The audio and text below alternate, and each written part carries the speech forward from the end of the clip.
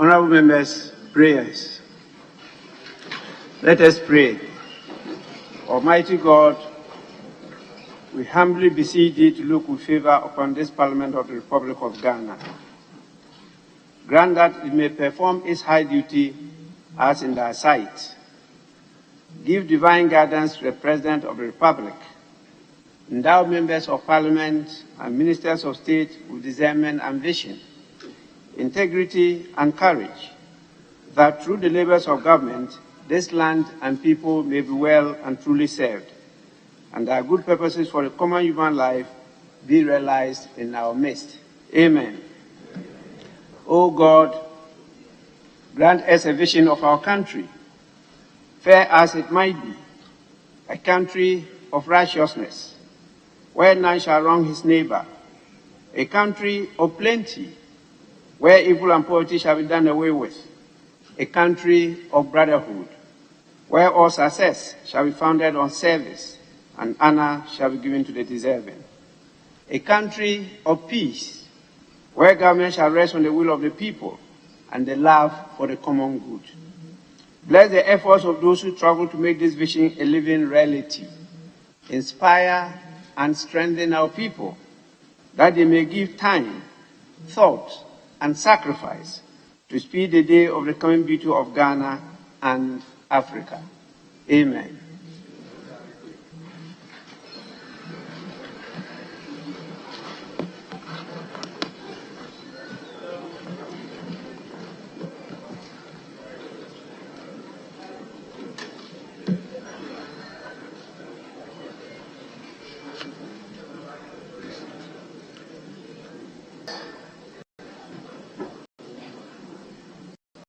There is no message from His Excellency the President, and I don't have a formal communication today. So we'll move straight to item 4 on the order paper, which is correction of votes and proceedings and official reports.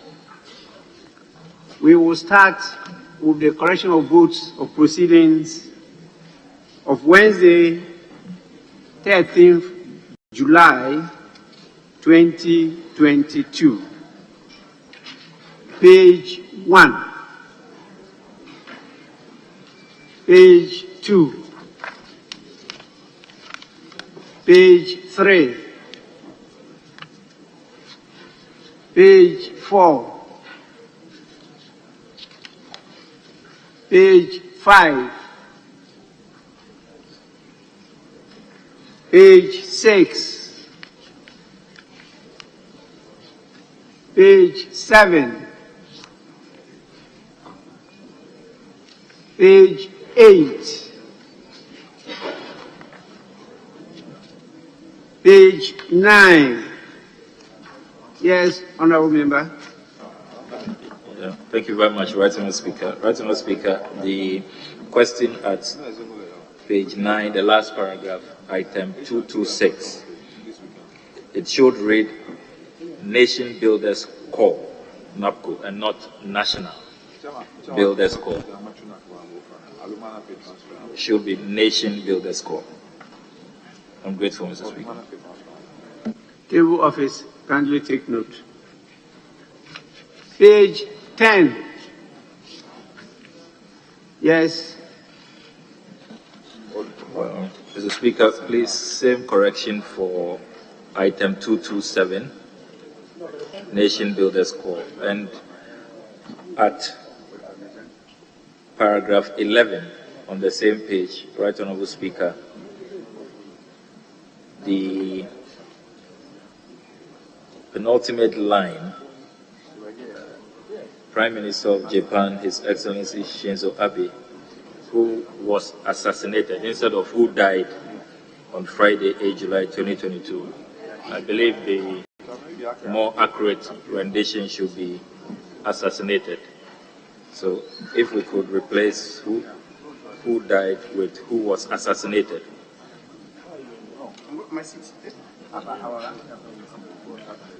I'm grateful, Mr. Speaker.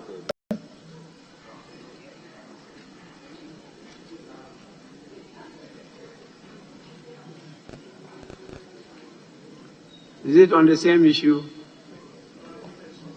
A different issue, Mr. Speaker. Now, assassination, hasn't it got various forms? So if you use the general term assassinated, does it actually convey the sense that he was shot dead when you assassinate? Can't you also use a knife to assassinate somebody? That's why I'm saying the word assassinate is general. But we know specifically that he was shot dead. Why not be specific? Yes. Well, right now, Speaker, the way it's been captured here doesn't really I agree with you. carry what Just happened. how to improve upon it. Yes. So I thought that if we could just say that His Excellency Shinzo Abe, who was assassinated on Friday, 8th July 2022 in Nara, I Japan. prefer who was shot dead. Okay. That really conveys Okay. what took place. Yes. I can strangle you to death, and that's part of assassination. Right? I Yeah. can stab you with a knife to death. That is part of assassination. Specific occasion, he was shot So, yes. dead. Yes. And so we should put that as what actually took place. Yes, so Yes, table of Mr. this, Speaker. capture it properly. Thanks so much for drawing our attention. Page 11, page 10. Yes. Mr. Speaker, my apologies. Member, sorry, I see your hand is in there. Yes. You had an accident? Yes, please. Sorry, I had no such information. Mr. Speaker, don't, with all due respect, just ignore Neil Antivandapo. He's being mischievous. I didn't hear him. Okay, thank you very much, Mr. Speaker. May you not hear him. Yes, go continue. Mr. Speaker, my apologies. I think on page 8, I didn't realize that my name had been captured as being absent. But yesterday I was around. 5 committees met the Ministry of Energy at Alisa Hotel and therefore didn't come here immediately. So I was around for official duties. But I have been marked as absent without permission.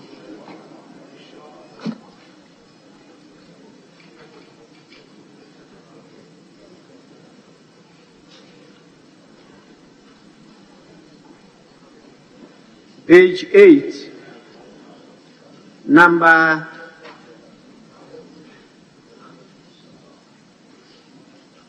which number is that?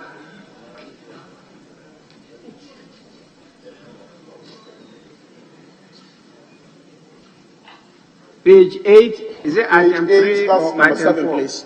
Number 7. Item 4, number Item 4, 7. number 7, please.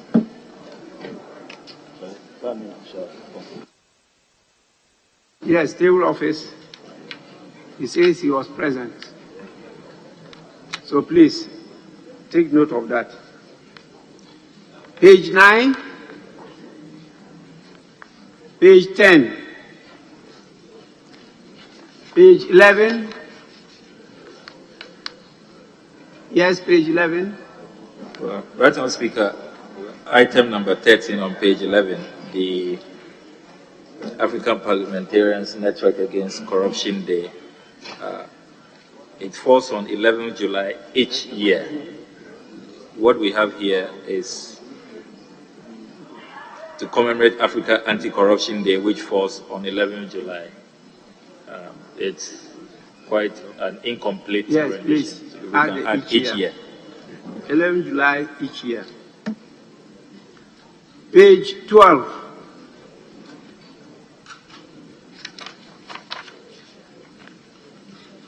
Page 13.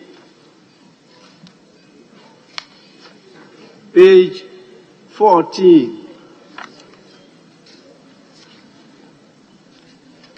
Page 15. page 16. Yes, Honorable Member for Kwadaso. Honorable Speaker, item 1 on page 16, you look at the standing order 1741. It talks about Committee on Government Assurances. Committee on Government Assurances. We have Committee of Government Assurance. Thank you.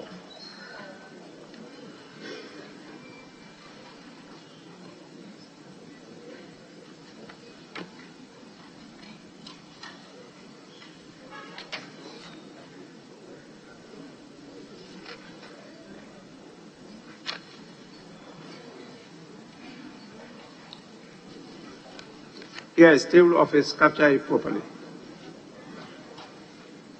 Page 17.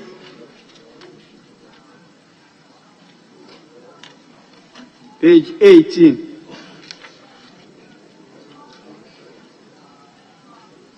Page 19. Page 20.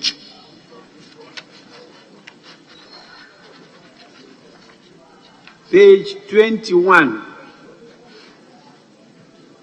Sorry, page 20. Honorable Member.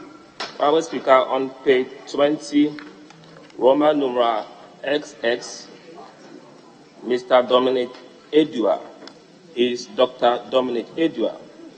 And his designation, I think the right rendition should be, unless I'm wrong, Executive Director, Ghana National Petroleum Corporation Foundation, because we have Executive Director of Foundation. And I know he's Executive Director, Ghana National Petroleum Corporation.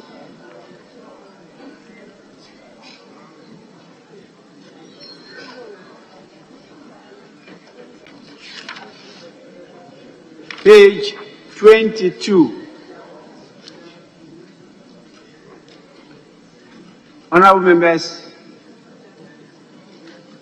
in the absence of any further corrections, the votes and proceedings of the 27th sitting held on Wednesday, 13th July 2022 are hereby adopted as the true record of proceedings of that day.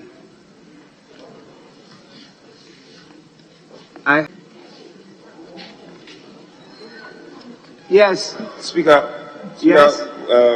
as agreed, we will now go on to page 10 of today's order paper and take item 13.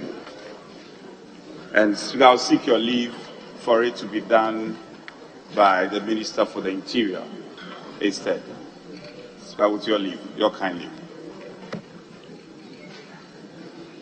Yes. Thank you, Mr. Speaker. That's as was agreed. So we have no objection. Thank you.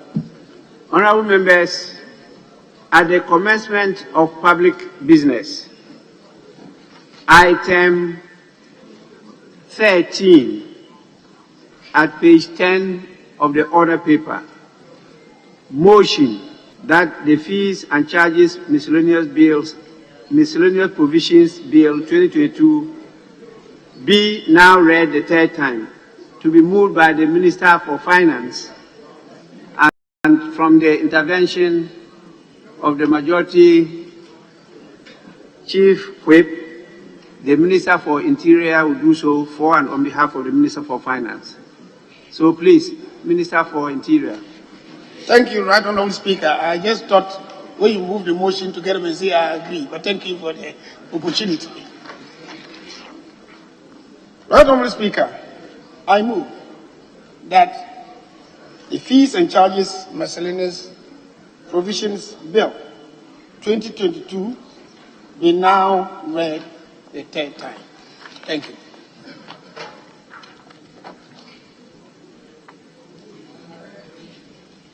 Yes, Minority Leader. Mr. Speaker, I beg to second the motion.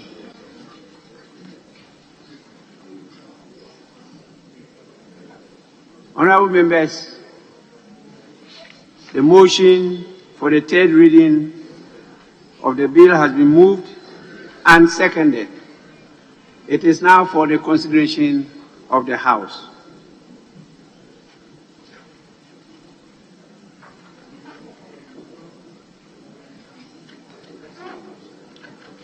Honorable members, I'll proceed to put the question. And the question is, as many as are in favor of the motion number 13 at page 10 of the order paper, say aye. Those against, say no. The ayes have it. An act to provide for fees and charges levied by ministries, departments and agencies and related matters. Honorable members, the Fees and Charges Miscellaneous Provisions Bill 2021 is duly read the third time and passed.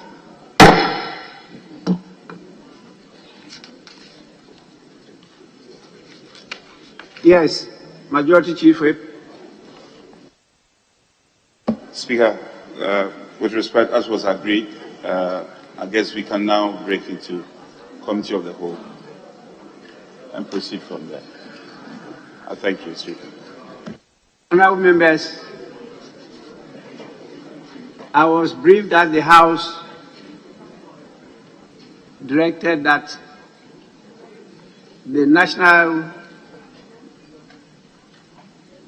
Identification Authority briefs the House today, and they've been around for some time now.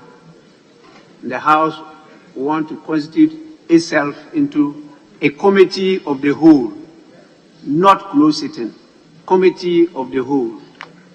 And so we still have the media, we still have people present, and we'll proceed to do so now and give the opportunity for the authority to brief the House. So I direct that the House constitute itself into a committee of the whole.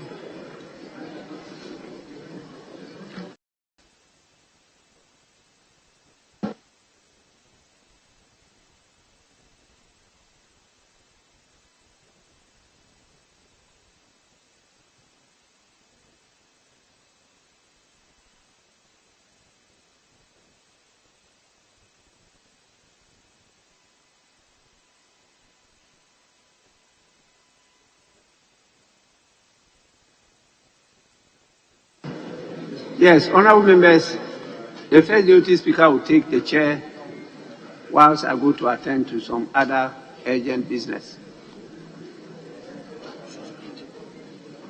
Accordingly, plenary sitting is suspended and the House will sit as a committee of the whole. Yes, first deputy speaker to take the chair.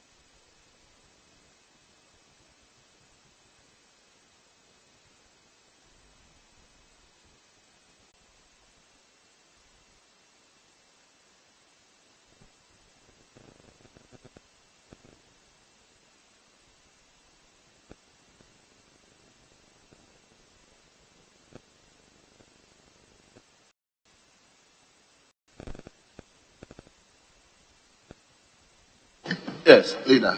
Speaker, with respect, as was agreed, the Agric Minister was scheduled to apprise the House on some concerns about the poultry industry. Statement. No, yes, statement.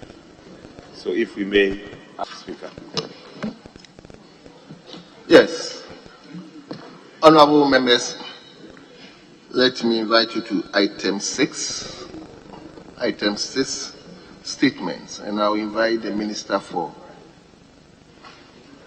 Agriculture and Cocoa Affairs to make a statement.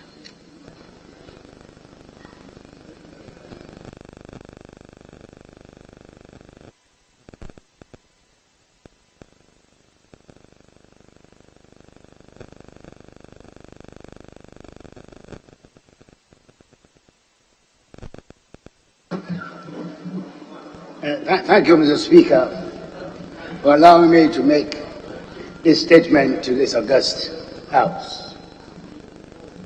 Mr. Speaker, the approved budget for the control of the outbreak of the HPA1 in 2021. Mr. Speaker, following the outbreak of the HPAI in the year 2021, Government approved a budget of 43,984,017 Ghana cedis, 70 pesos, submitted to the Cabinet for the emergency control and compensation of affected farmers. The cost of the components of the approved budget presented as follows.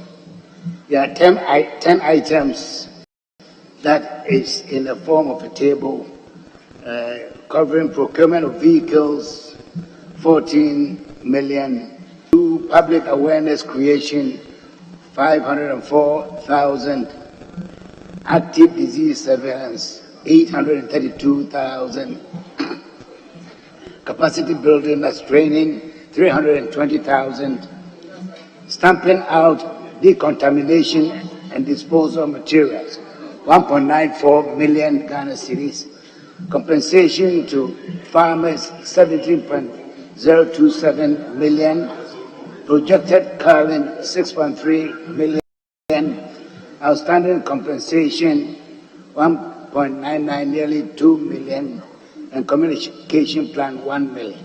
A total of 43,984,17 Ghana cedis, 70 pesos. The Speaker, partial release of approved budget. The specific warrant issued by the Ministry of Finance, part of the approved budget amounting to 22,885,674 Ghana cedis, was released to meet the following components of the budget. 1. Stamping out decontamination and disposal materials, 1.94 million.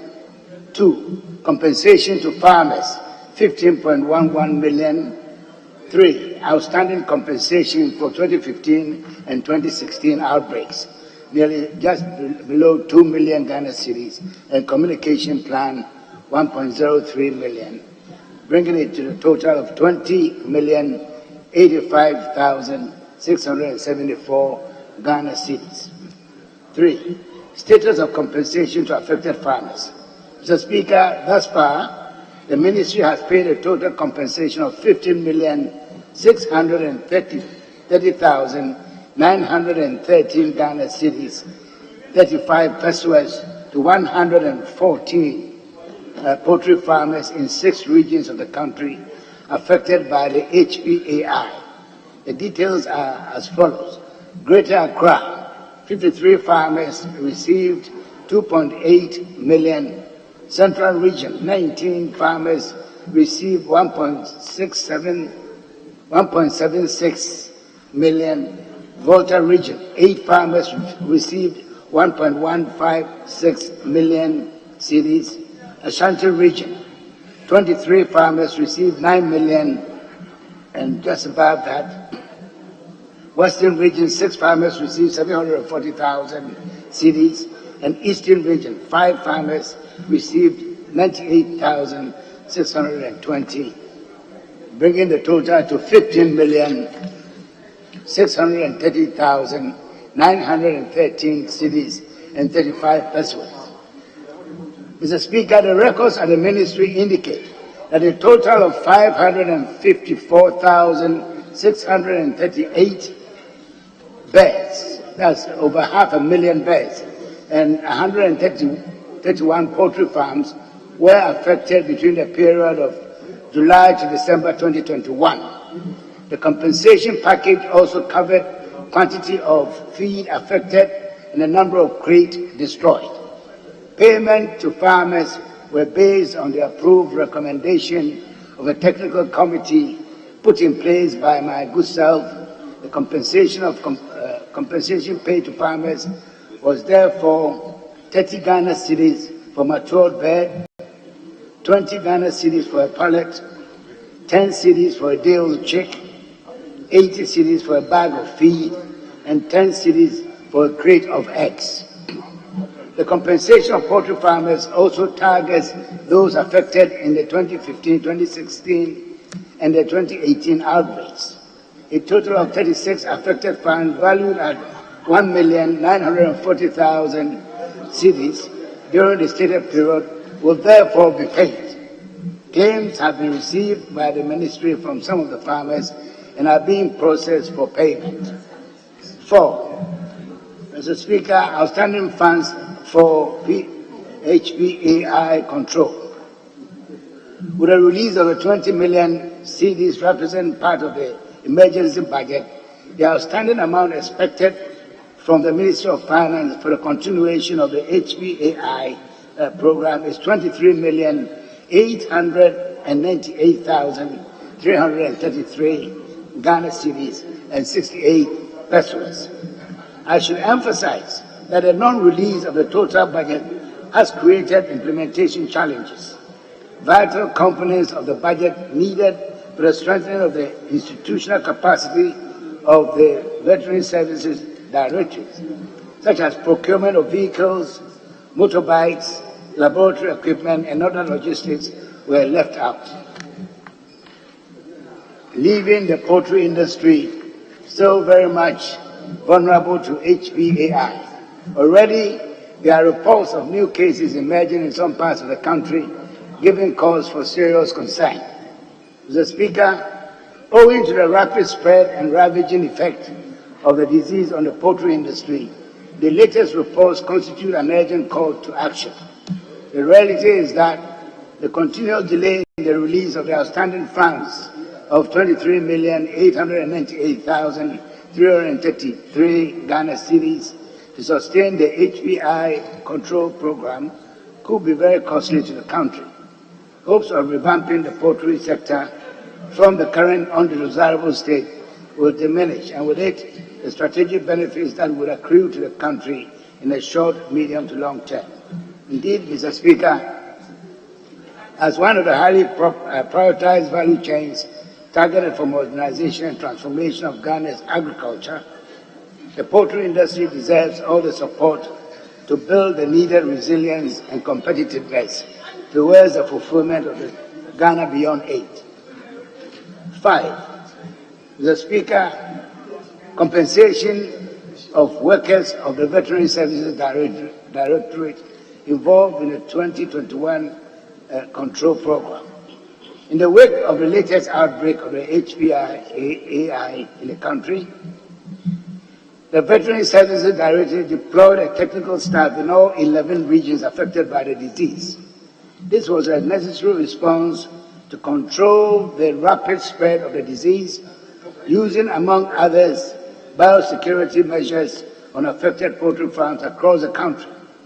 Prior to the approval of the ministry's budget to control the HPAI, and in spite of the serious budgetary constraints of the VSD, the Directorate procured essential materials on credit to effectively combat the disease.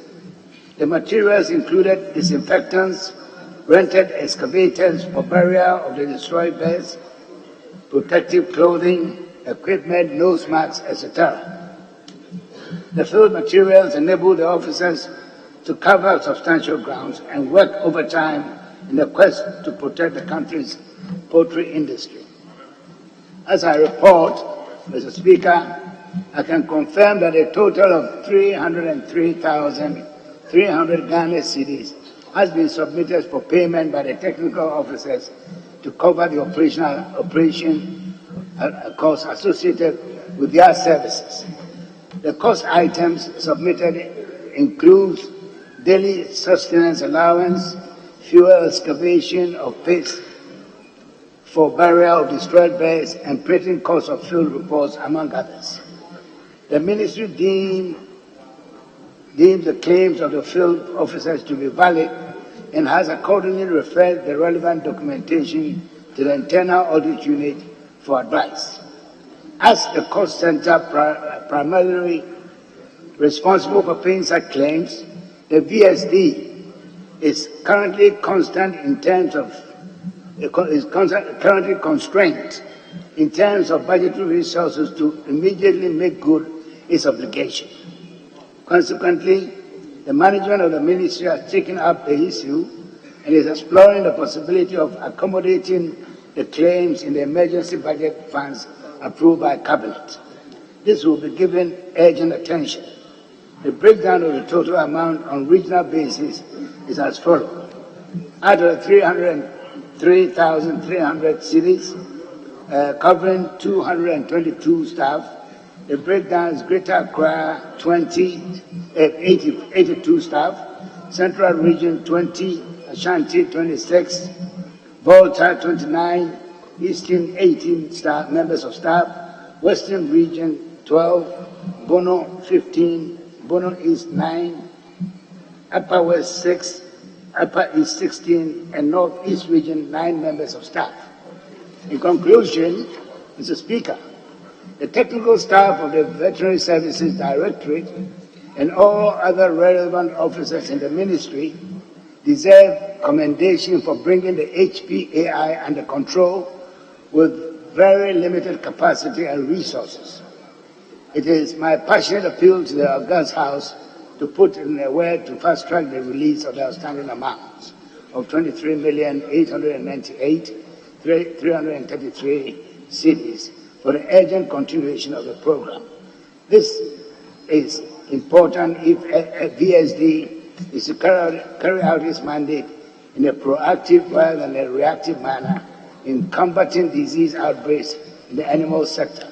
The ministry is counting on the support of the August House. I thank you, Mr. Speaker. Thank you very much, Honorable Minister. Honorable members, the Minister has just read a statement. I will invite a few comments.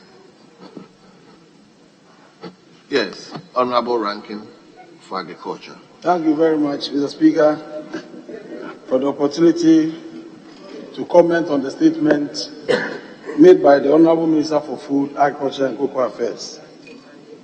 Mr. Speaker, the avian influenza was detected in our country on the 8th of July 2022, and the Ministry of Agriculture indicated the seriousness in 2021, and the Ministry indicated the seriousness of the situation and therefore needed a budget of 44 million Ghana cedis to be able to contain the outbreak. Cabinet approved the same 44 million for them, and that gave us some hope that with that amount we'll be able to contain the situation. As we can, unfortunately, the day of planning was different from the day of battle, and government released only 20 million out of the 44 million budget. Mr. Speaker, the minister just indicated that out of the 20 million released, 15.6 million was paid to affected farmers in the form of compensation. That's almost 16 million out of the 20, leaving them 4 million. And Mr. Speaker, with the 4 million, we are told that part was expended on communication, public awareness creation, leaving them a peanut to battle the challenge. I mean, Mr. Speaker, as we speak, We are told that the outbreak is on the upsurge in Greater Accra. Many cases are being recorded in some of the districts. In fact, some of the regional veterinary officers anticipating releases from their headquarters had to borrow to embark on measures to contain the situation in their regions. And our checks indicate that even as we speak, the amount they expended on efforts at containing the situation has not been paid back to them. Mr. Speaker, we are also aware that some of the regional veterinary officers needed some allowances. They were supposed to take some allowances during the fight, and as we speak, they have not been paid. Mr. Speaker, the problem is that the money needed to control the challenge has not been released since 2021. And if we are not careful, this influenza will consume the entire poultry industry. And Mr. Speaker, we think that the Ministry of Finance must, as a matter of urgency, release the money to the Minister for Food and Agriculture to enable the ministry control the situation. Mr. Speaker, already we are told that the food import bill is hovering around $2 billion annually. And according to the Minister of Finance, the items that we import include poultry and poultry products. Mr. Speaker, this is so alarming because it is seriously affecting that particular industry.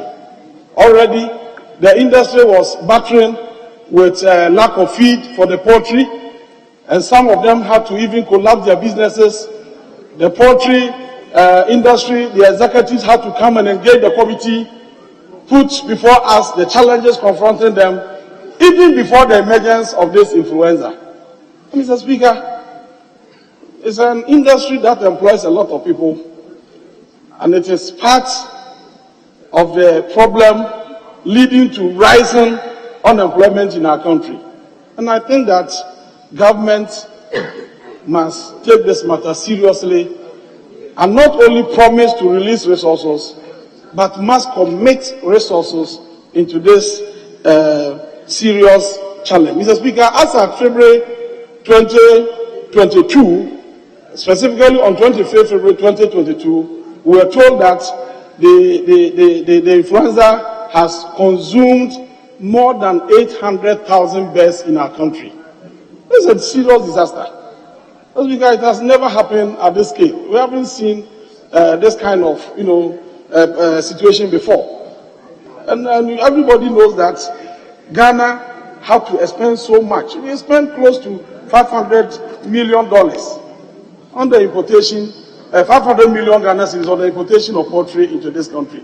So if there is a way to preserve the little that we have and protect the jobs of our people, it will not to the benefit of all of us. So even though we don't have resources in abundance, it is proper we apply the resources to areas where we can get better results that will impact the lives of our people.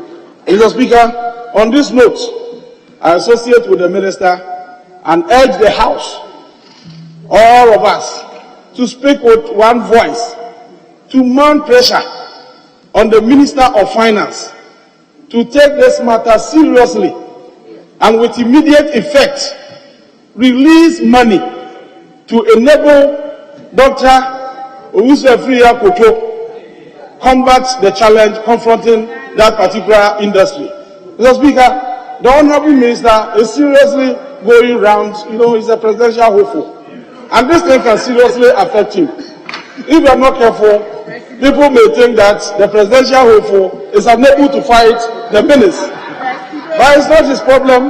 The fact is that he's not getting the resources to be able to do that. So I think that I invite the majority leader to add his big voice into this particular matter, because it's a matter of very, serious nature that requires immediate attention, so that within the shortest possible time, we can bring relief to the poultry industry, for those people who have invested in the sector to also have some relief. Mr. Speaker, more importantly, we have paid some compensations to others.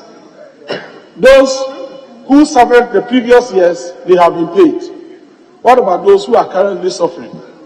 They must also be paid. So we have asked the minister as a committee to give us the list of all the farmers who have been compensated. And the minister assured us that immediately after his statement here, he will make that list available to the committee so that your committee can discharge our oversight responsibilities as bestowed on us.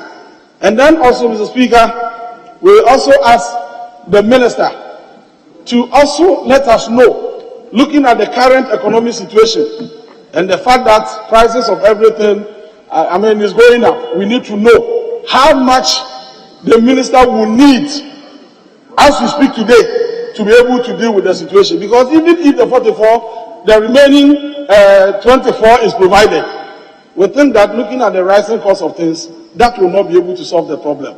And so the minister must come with a new budget, put it before the House, get the whole House to support this cause, and ensure that that money is made available to enable us resolve the challenge. The finance minister has already indicated that we have problems with our agricultural policies.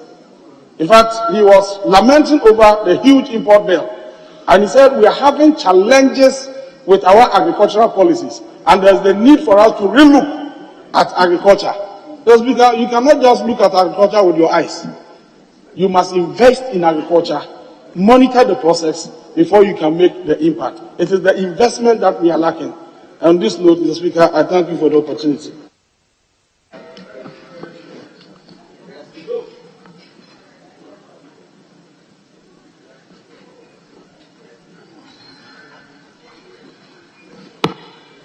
Well. So I'll call you and call leader.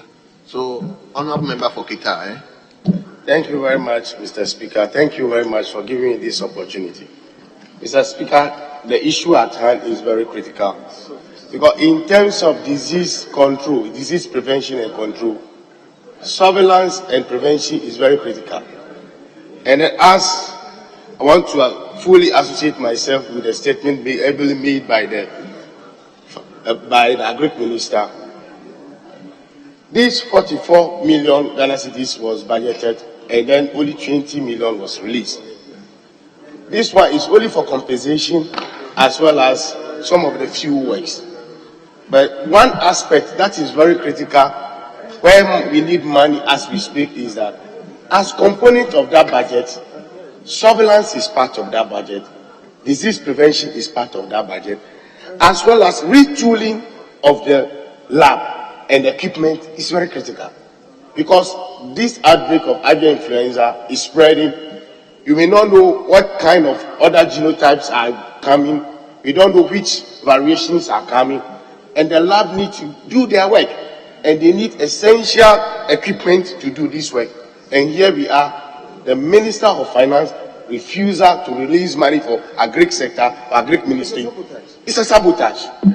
It's a complete sabotage, and it have negative impact on the poultry farmers in the country. And on this note, I want to call on the majority leader as well as the government to put pressure on the Minister of Finance as a matter of urgency to release funds urgently for the Agri Minister to perform its role, to salvage the poultry farmers, because this sector have employed a lot of people, and our people that we represent, some of them are out of job, and we are the voice for the voiceless. On this note, I want to call on the majority leadership to impress upon the Minister of Finance to release money for the Agri Minister to perform its role in terms of salvaging this outbreak of this disease and stop sabotaging the Agri Minister. On this note, I rest my case, Mr. Speaker. Yes.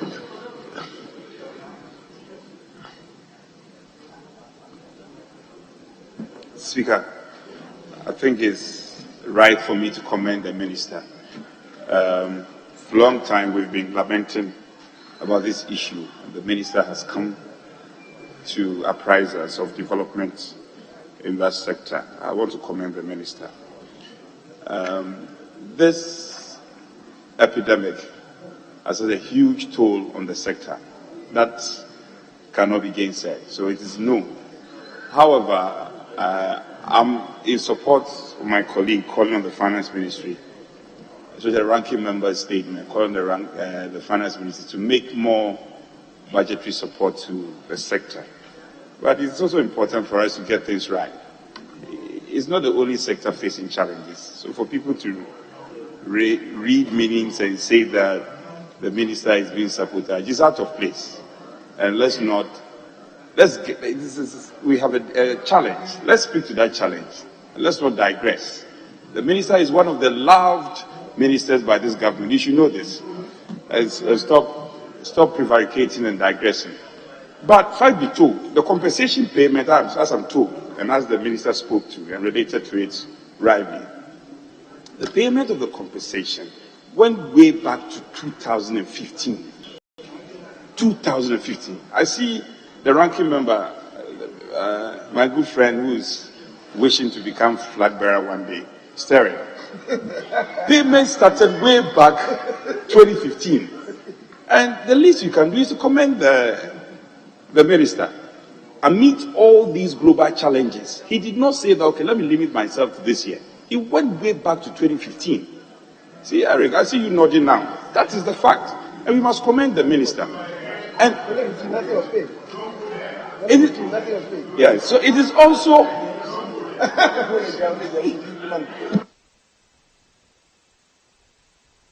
very much, Mr. Honorable Member Eric, having called you, you spoke and made a lot of insinuations. Having invited you, no, I control the house. Yes, Honorable Member for Sawim. Yes, I thank you for protecting me and ignoring him regardless of his presidential mission. And so the compensation was paid way back to 2015. And for me, I find that very significant. Amidst all these financial challenges, we were able to manage so much so that we had the leverage and space to be able to do that. And you must commend the minister for that. We are also told, Speaker, we are also told one of the problems that have confronted the sector is the death of extension officers. The death of extension officers, the lack of extension officers. So they were unable to track and follow up because we didn't have enough. If you look at the ratio of extension officers and farmers, it was quite condemnable.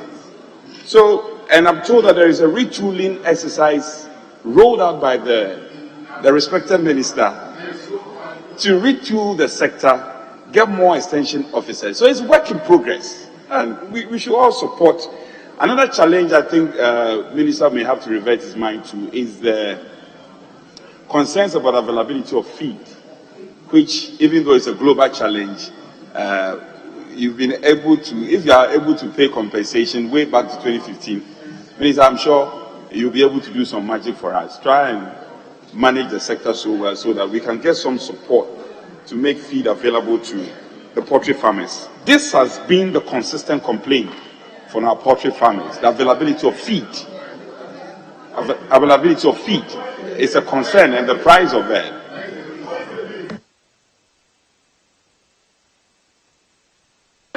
So, Minister, we will urge you to keep up the spirit, continue. And this House will do the needful to get the finance minister to do the needful by making the releases available. On that note, Speaker, I want to associate myself fully with the minister and to urge him to do more in restoring the situation and dealing with the challenge. Speaker, I thank you for the space. No, let me give the available leader. And yes, available leader. Mr. Speaker, thank you for the opportunity to also make some few words on the statement that was. Honorable Member for Daku, please. No, take your seat. Take your seat. Honorable Member for Daku. Honorable Member for Daku.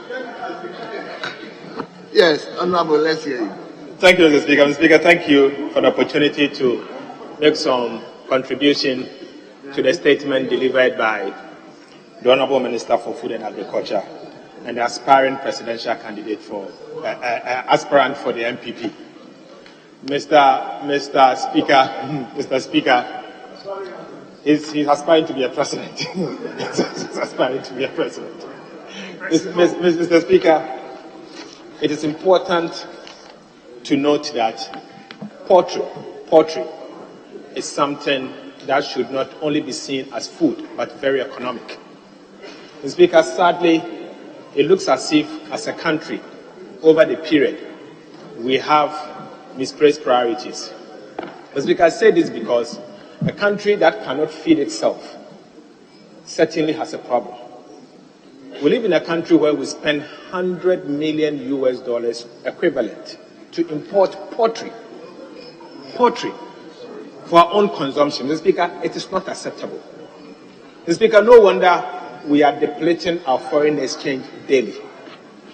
Mr. Speaker, this is even not the full picture. The full picture, you have to add feeding of the poultry industry. Certainly, the chickens will have to eat. As a country, we do not even have enough poultry feed to the extent that we import some of them. Mr. Speaker, the time has come for us as a country to revisit these concerns.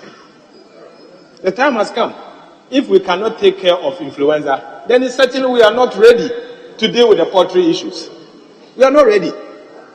43 million to tackle an influenza, and we have just disbursed only 20 million. Mr. Speaker, it's not acceptable. It's not acceptable. It is not acceptable. So you see the misplaced priority. I will not blame one administration, but Mr. Speaker, this is because as a country we have failed to tackle poultry. We have failed to tackle poultry as a major national importance. The chicken that we all consume, majority of them is coming from somebody's country. Chicken. We can't produce chicken in our country. Mr. Speaker, eggs, some of them are coming from another country. I mean, how? It's simple, not acceptable. And let's confront it, Mr. Majority Leader. Let's confront it as such, dispassionately. $100 million going into poultry products. Mr. Speaker, if it's for nothing at all, I want the presidential candidate to include in his manifesto. Whilst he goes round, to tell the people that when he gets the opportunity to run for the MPP, he will reform the poultry industry. Because, Mr. Speaker, the poultry industry is in a terrible shape. We shouldn't reduce this statement to only influenza. The industry itself has a problem. And will let us support him and support the government to confront the poultry industry once and for all. Ghana deserves better. I know the Bronhafo region, for instance, is an area that poultry has become a major industry. It can save employment. What are we doing as a country? Meanwhile, our budget is negatively skewed to some things that we are not interested in, or that will not really create the employment that we want. Mr. Speaker, we know that we are building cathedral. Once we can't even deal with the poultry industry. So let's deal with poultry. And we will support you. I pledge my support to you, Mr. Minister, that when you bring a reform on poultry, we will all support you because that is what we consume. So please, since you are a member of the economic management team, the solid economic management team, please do to solve our problems. Thank you, Mr. Speaker. Yes, respectfully, my leader. Honorable Comfort. That's, I mean, no. I called him because he was on the front bench. That's why I said, honorable leader.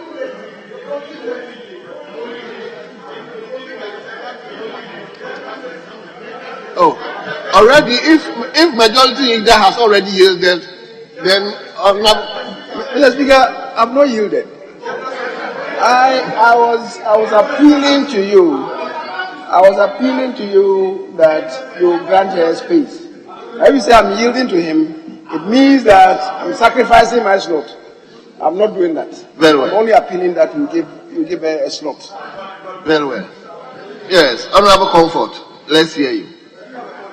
Thank you, Mr. Speaker, for the opportunity to add my voice to the statement made by the Honorable Minister for Agric.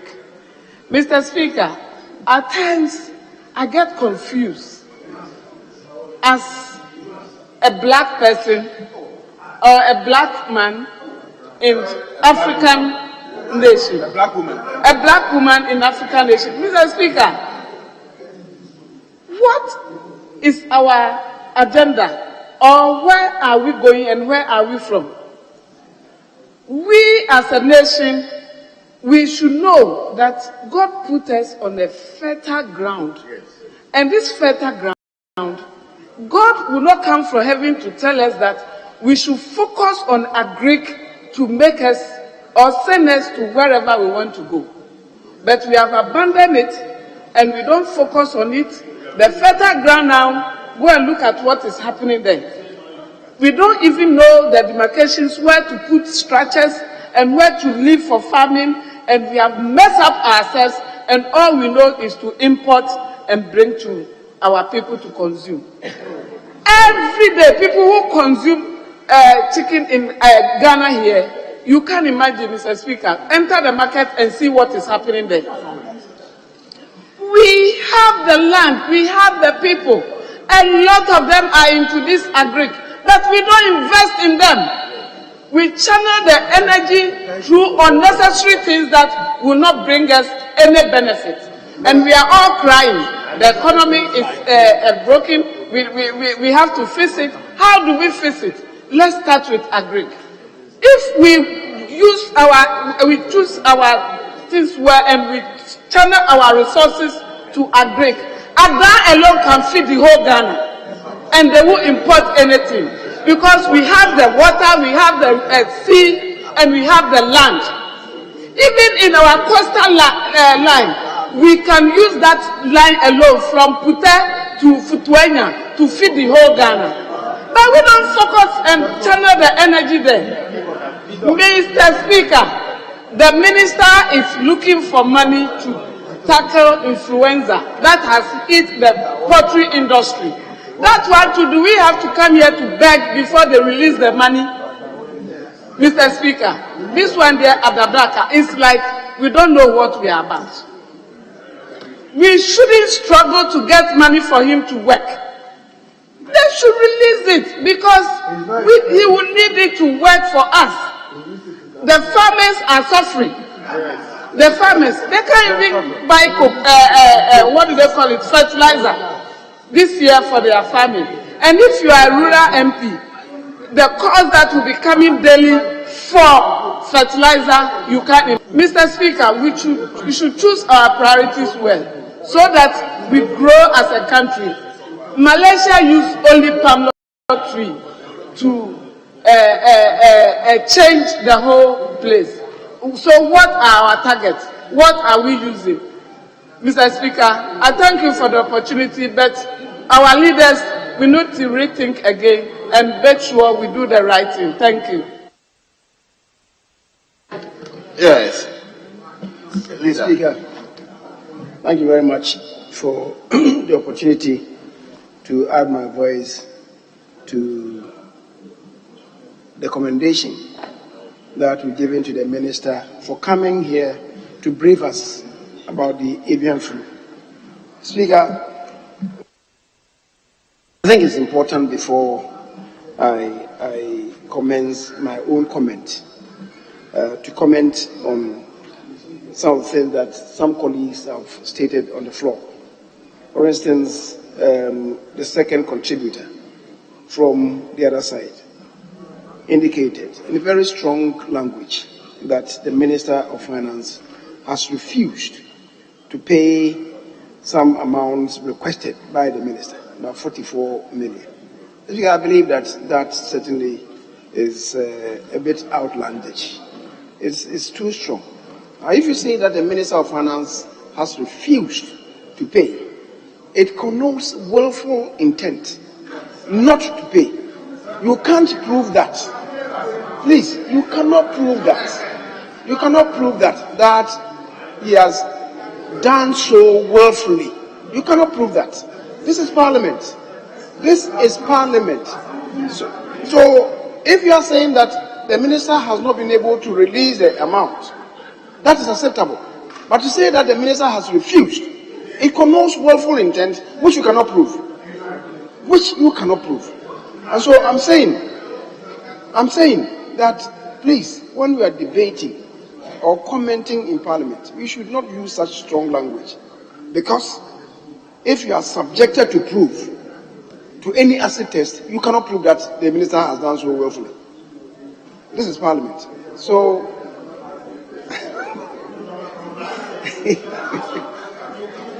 Mr. Speaker, my colleague is engaging in some conjectures that is even incorrect. It's important to let you know that this whole business that we're talking about, as the Honorable Eric Opoku will attest to, started in 2015. And indeed, nobody predicted that it will happen the way it happened. So it was not provided for in the budget of 2015.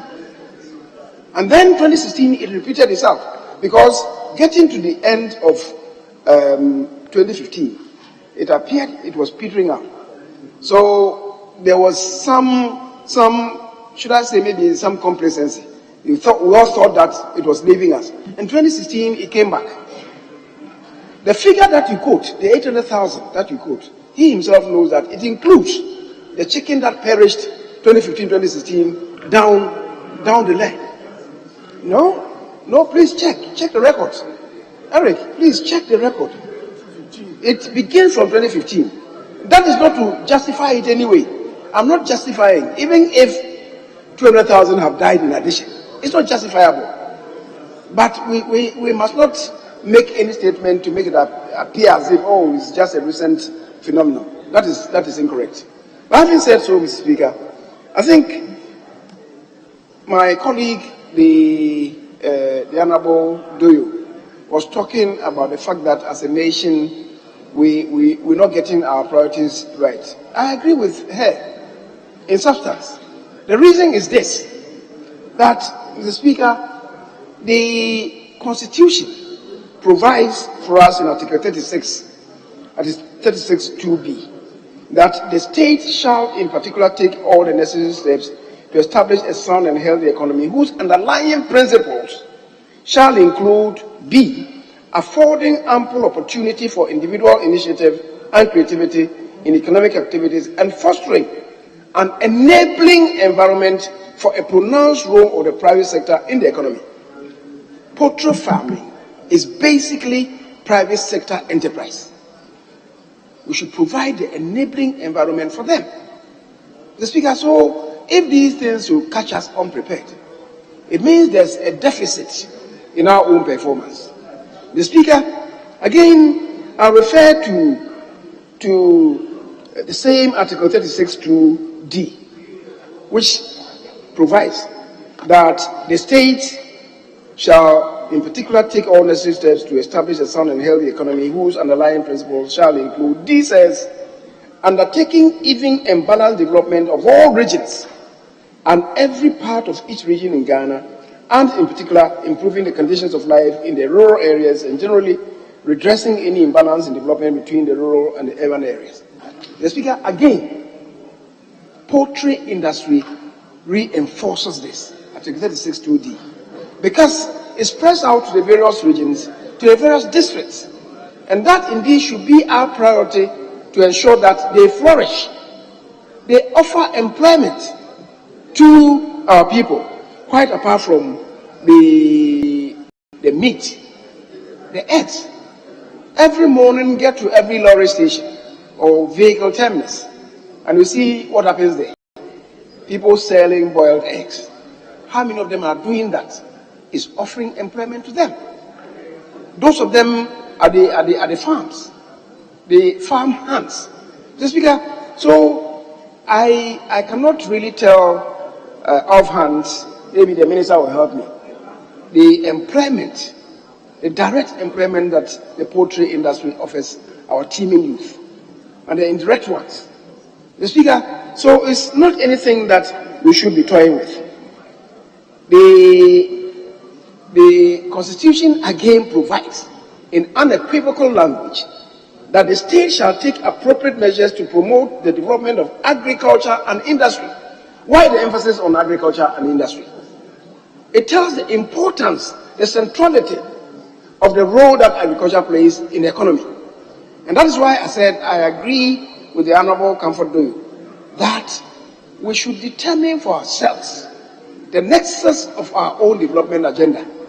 I will require the National Development Planning Commission to really look at the imperatives of the directive principles of state policy and put them together, because the directive principle of state policy defines for us the overarching vision of the country in terms of development. It's the NDPC that should put this together. I keep saying that in Ghana there are no extreme parties. The MPP is just a little bit to the right of the center. The NDC just a little bit to the left of the center. We are all centrist parties because of the imperatives of the directive principle of state policy. So, Mr. Speaker, I agree that we should put greater emphasis on the agricultural industry. But having said so, Mr. Speaker, I didn't hear from the minister when he was talking about the regions that they have paid compensation to. I didn't hear him mention the Ahafo region and the Blue region, which really house many poultry farms. I don't know whether those farms were not affected, because it's become a major cornerstone in the development, apart from food production. Poultry farming in Bron and Ahafo regions are really colossal enterprises, private enterprises. So if indeed they were affected and compensation has not been paid to them, that would be a major setback. But Mr. Speaker, the compensation so far involves about 800,000 chicken, right? 800,000 chicken will translate today. From the farm gates, I believe the chicken are selling around 100 cedis, right? So times 800 will give you about, how much? About 8 million. 8 million. So for the chicken that were destroyed or that died, the 8 million should be able to cater for it. But you are not paying for just the chicken. You're laying eggs. We should factor in that, so that if maybe you expect that over 1 year it will be able to lay so many eggs, you must pay that in addition to the chicken that is lost. And that is why the 8 million will not be adequate in respect of the 800,000 chicken lost. The veterinary officers who were engaged, and of course its effect on food security. Mr. Speaker, we are talking about surveillance, as my colleagues spoke about, and disease control. How much is going into that? We need to know. So, Minister, whilst commending you for what you have done, and we all agree that the amount involved is inadequate. I don't want to add the description woefully, because that itself is an abused term in this house. So, Mr. Minister, you have done well, but we need to do more and act with the collaboration of the Finance Minister to have much more release in order for you to be able to act much more proactively, because we are told that there is a resurgence of the flu, and if we are not able to control it now, we give ourselves the next 2 months, we never know what will happen. And that's why we should act much more timeously and much more proactively. In the meantime, we must commend you, but much more is also expected from you. Mr. Speaker, thank you very much. Thank you very much. Honorable members, on behalf of the House, you want to say something? Very well.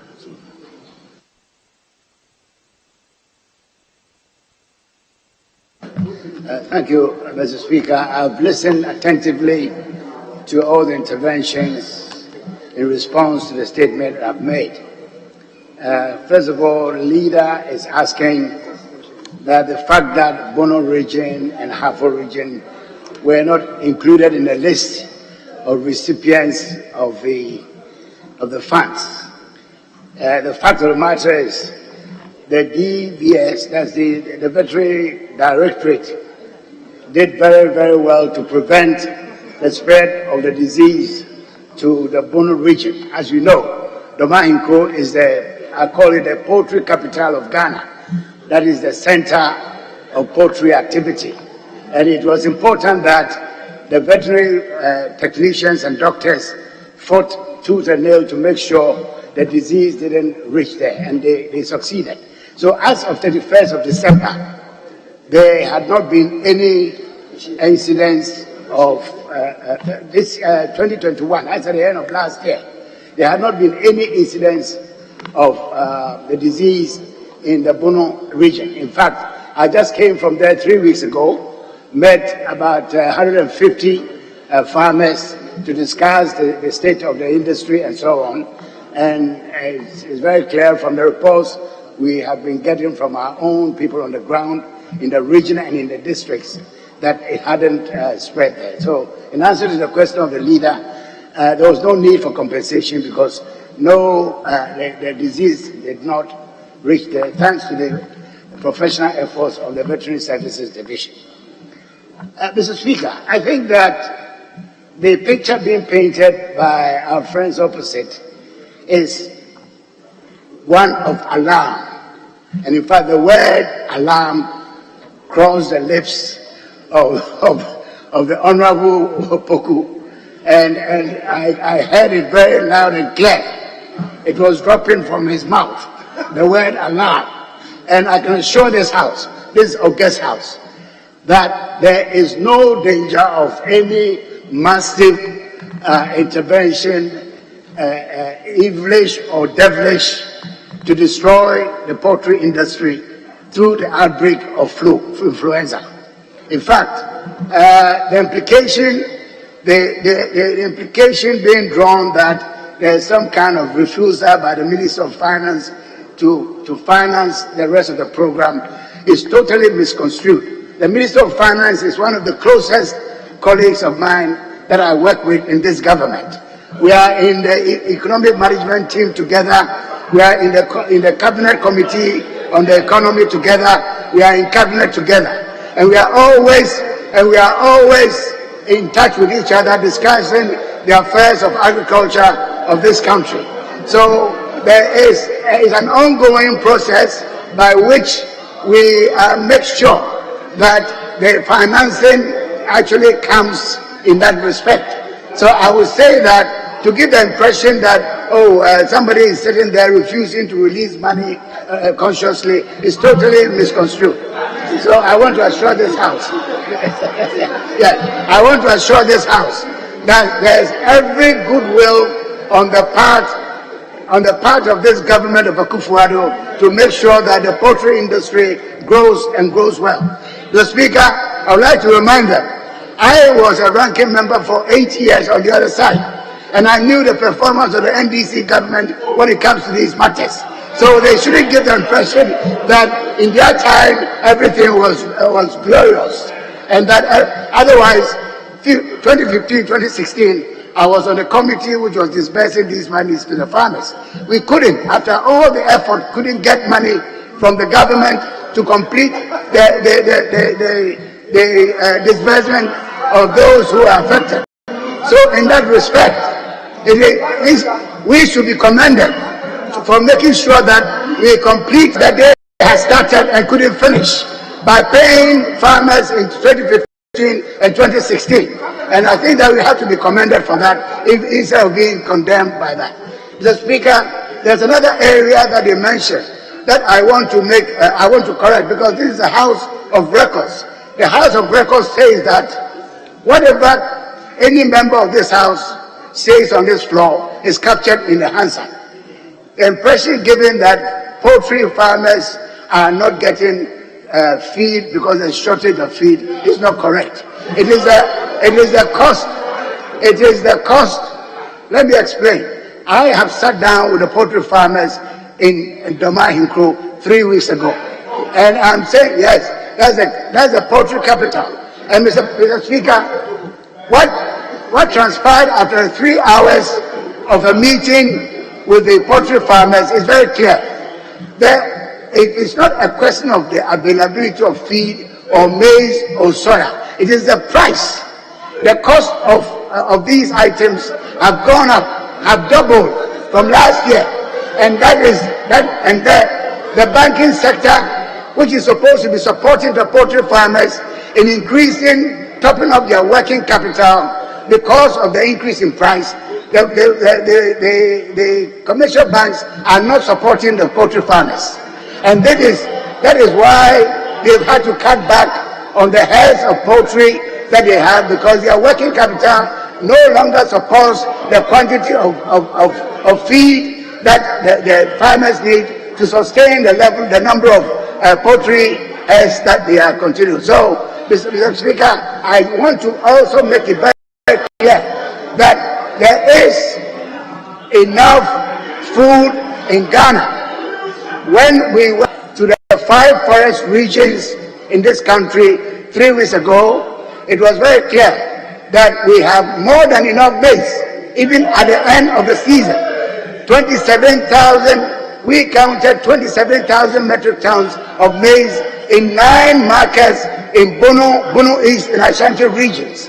And that anybody who says that there's shortage of maize or food in Ghana does not know what is happening in the producing areas. So, Mr. Speaker, I just want to correct the impression being created, but there's no food, there's shortage of food in Ghana. There is no shortage of food. In fact, Mr. Speaker, we are just on the point of harvesting the 2022 crop. The amount of food which is in the system is closing stocks from 2021, and that even is more than enough to carry us for another 3 or 4 months. In the meantime, in this week onwards, the new crop is being harvested in the forest belt for the major season. So these are the impressions that have been created by our friends on the other side, and I want to use this opportunity to correct that impression. Thank you very much. Thank you very much.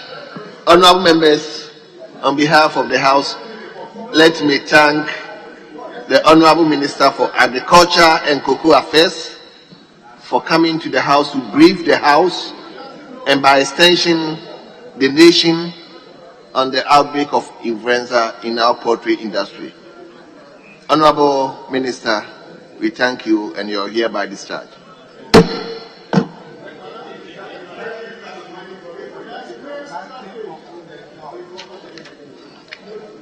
Leader, are you moving to item 5? Yes, Mr. Speaker. I believe we can deal with item number 5, and when we are through with it, we can then adjourn. Very well. So, honorable members, let me kindly invite you to turn to page 2. Page 2. Question time. Respectfully, my uncle, may you take your rightful seat.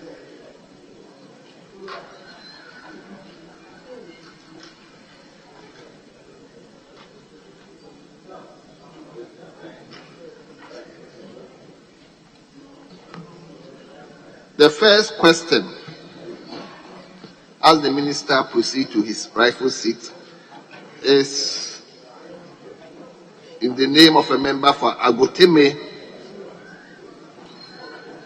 Ziopi, Honorable Charles Abebe. Honorable, the minister is available. You may ask your question now. Thank you very much, Mr. Speaker. Mr. Speaker, I rise to ask the Minister for Roads and Highways the status of the following feeder roads in the Agoteme Ziopi district. 1. Kakareji to Budesi. 2. Be to Apegame. 3, Agohumen to Mangwase, and finally 4, Petwe to Adedume. Petwe to Adedume. Thank you very much. Yes, Honorable Minister.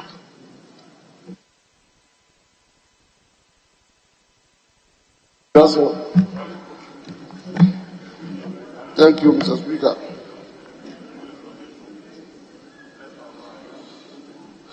Mr. Speaker, the background to the following roads: Kakadikze to Udese, measuring 6.5 kilometers. Bay to Afegami, 9.60 kilometers, including Afegami town. 3, Agohome Mangwaze, measuring 1.30 kilometers, and Petoi to Adidomi, 4.70 kilometers. Mr. Speaker, Be Afegami and Petoi Adidomi roads are engineered federal roads, whilst the Kaka Deji to Udese and Agohome Mangwazi roads are partially engineered in the Agotime Jope district of the Volta region. They are all in poor condition. Currently, Mr. Speaker, the Be Afegami road was awarded on contract for spot improvement as a stopgap measure to keep the road motorable. Contract for the spot improvement was awarded on 7 September 2020 and was expected to be completed by 8 September 2021. Current progress of work to date is 15%.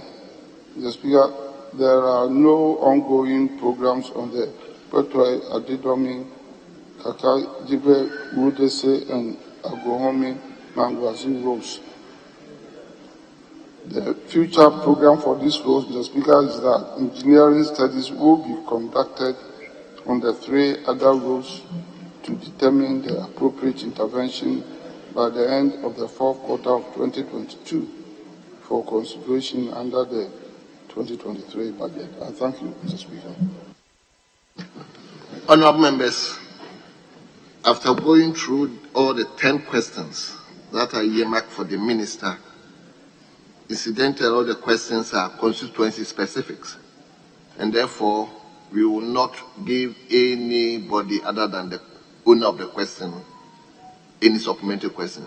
And the owner of the question may have 2 supplementary questions, so that we may be able to make it on time.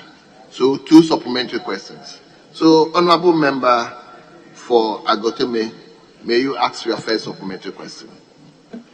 Thank you very much, Mr. Speaker. Mr. Speaker, according to the Minister, the Afegame Road was awarded on 7th September 2020 and was supposed to be completed in 2021, a year after. Current contractor has abandoned site, and the 50% that has been unmotorable because of the heavy rain. Afegame is also an international border post, and so we can imagine revenue coming through the customs units and the heavy trucks coming in. Could the minister give some assurance to the people of Afegame that something can be done in the interim whilst the contractor is to come back to site, because the road is in a very, very deplorable state? Yes, Honorable Minister.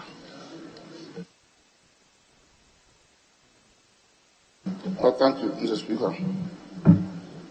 Mr. Speaker, this is a very normal, legitimate request.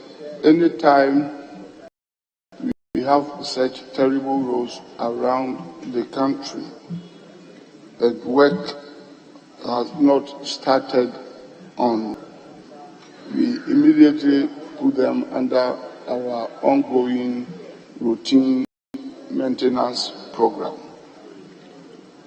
So it's only appropriate that we give this road same treatment.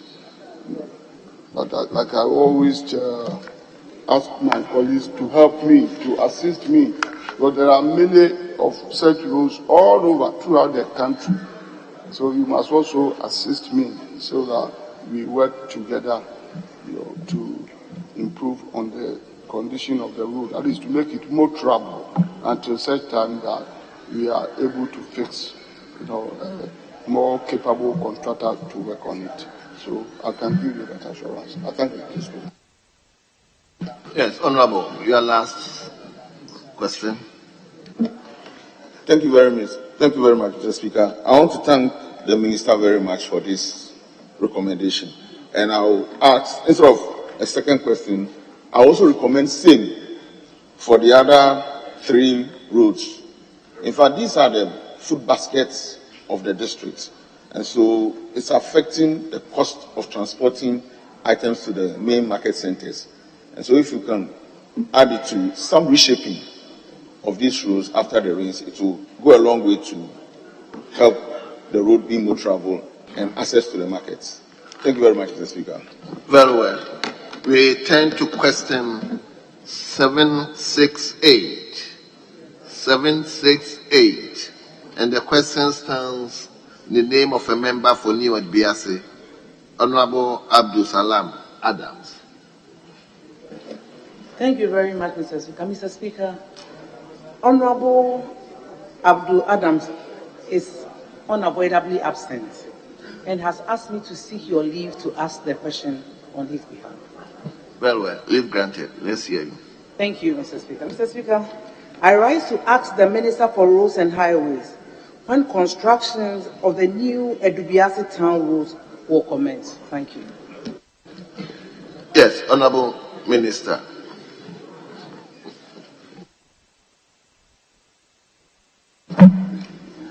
Thank you, Mr. Speaker.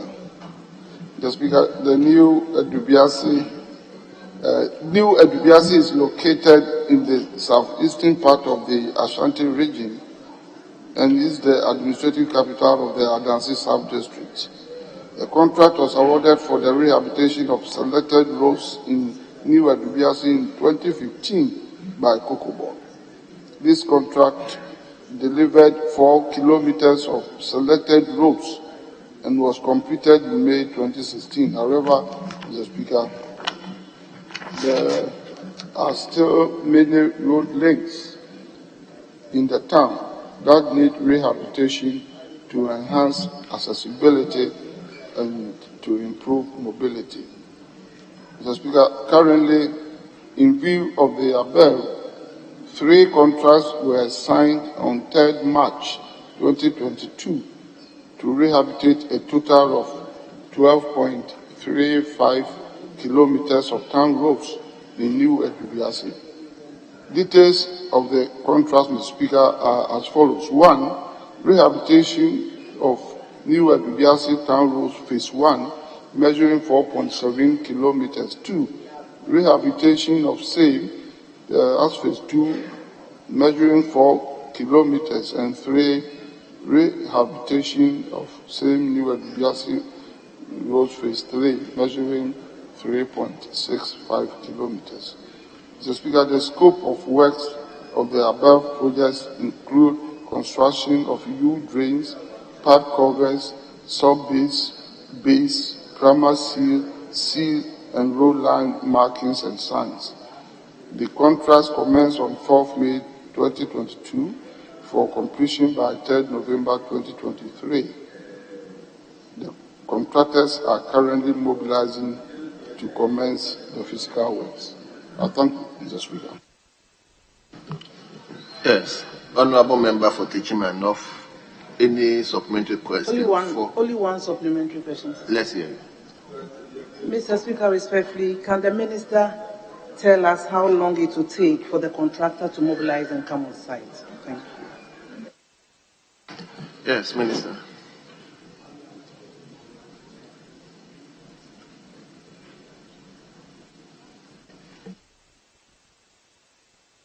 Thank you, Mr. Speaker. Mr. Speaker, depending upon the capacity of each contractor. And for now, I can say with certainty that the contractors selected have all proved that they have the needed and the requisite capacities. So within 3 to 4 weeks, I expect that they will mobilize to site. So within a month, they should be on site, all things being equal. Thank you, Mr. Speaker. Thank you very much. We turn to question 769. 769. And the question stands in the name of a member for Sege, Honorable Christian Otute. Thank you, Mr. Speaker, for the opportunity to ask the Minister for Roads and Highways what plans the ministry has to construct the road from Sege to Bato. Yes, Honorable Minister.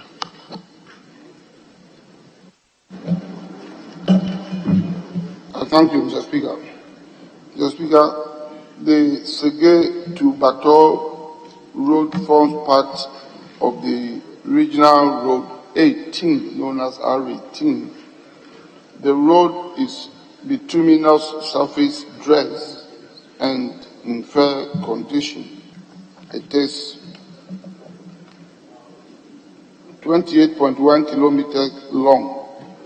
Sege is in the Adan West district of the Greater Accra region, whilst Bato is in the South Tongo district of the Volta region. Currently, Mr. Speaker, contracts for routine maintenance works titled, and I quote, pothole patching on Adan Township, Sege to Mepe, and others under Lot 6 commenced on 1st May 2020 for completion by 31st December 2021, but was extended to June 2022. Current progress of work to date is 66.27%. The future program, Mr. Speaker, is that engineering studies have been conducted on the road and estimates have been prepared for consideration under the 2023 budget. I thank you, Mr. Speaker.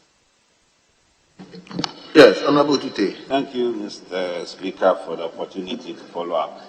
Mr. Speaker, I want the Minister to know that the second line here, which says the road is bituminous surface, dressed and in fair condition, is totally incorrect. The Honorable Okuyetu is not here. He leads his road, and the state of that road is very, very terrible. So I may say that you have been misled if really that statement is there. Very, very bad road. Very, very bad. So if you mind to, I can take a tour with you one of these days to see. So let's get that right. It's very terrible. So the question? The question is, since he did not know that it's so terrible, what is he doing about it now? Now that he's getting to know.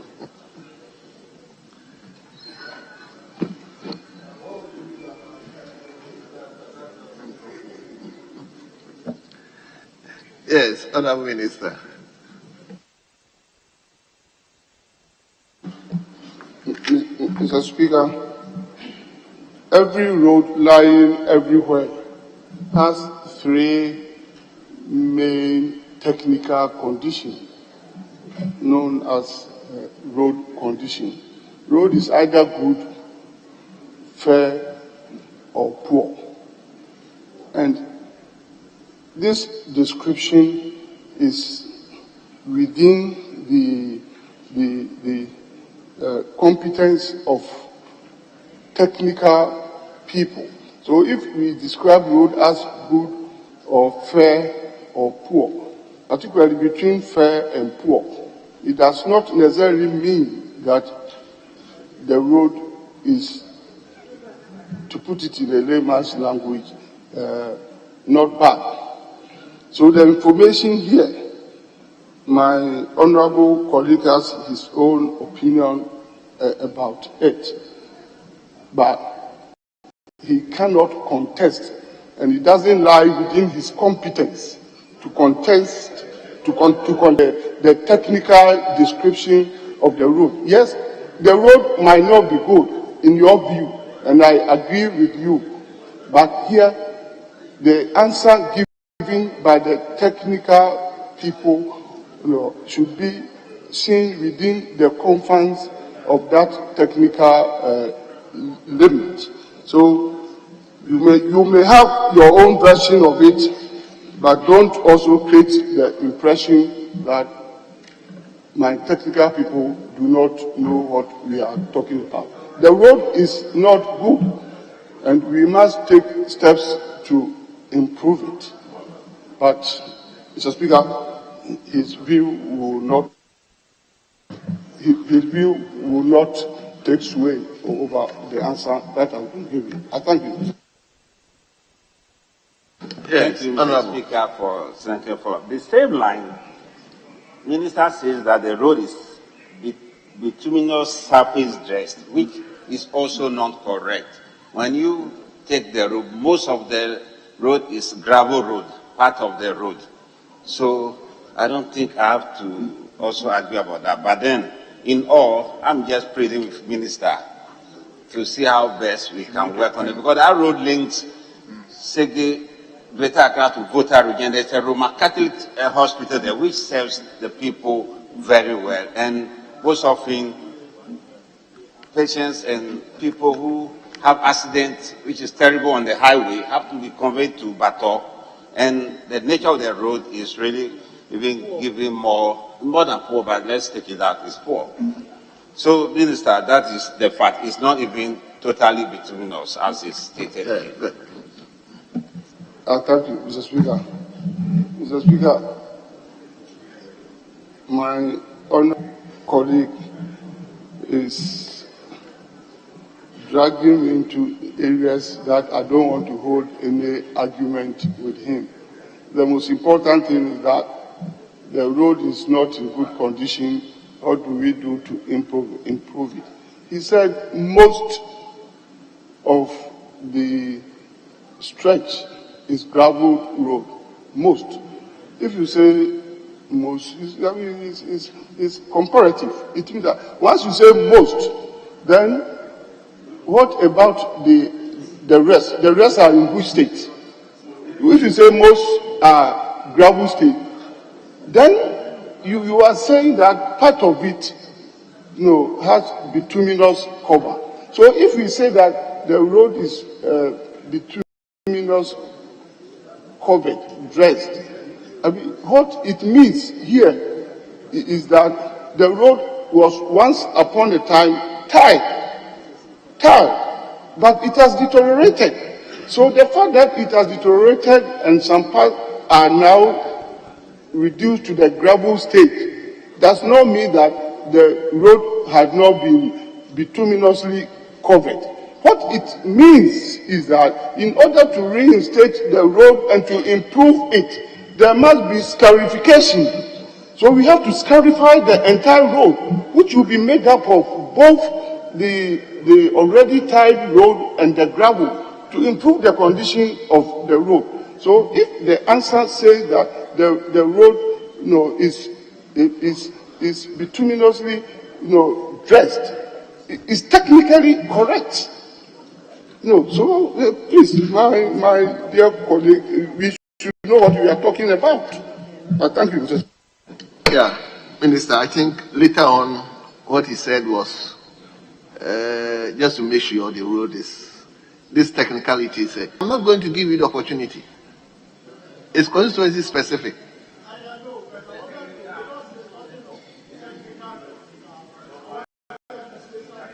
Very well, but honourable member, initially I said the questions are all constituency specific. So let's move on. I'm sorry.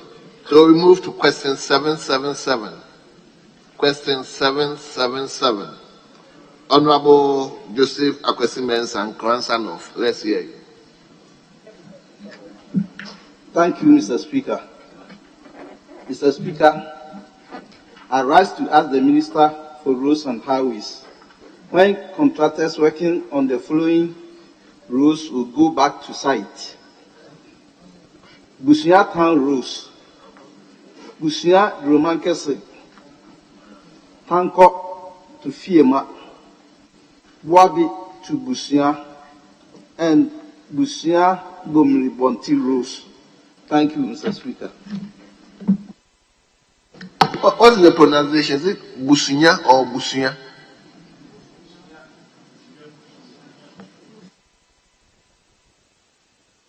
Come again, I didn't hear. Businya. Well, Honorable Minister.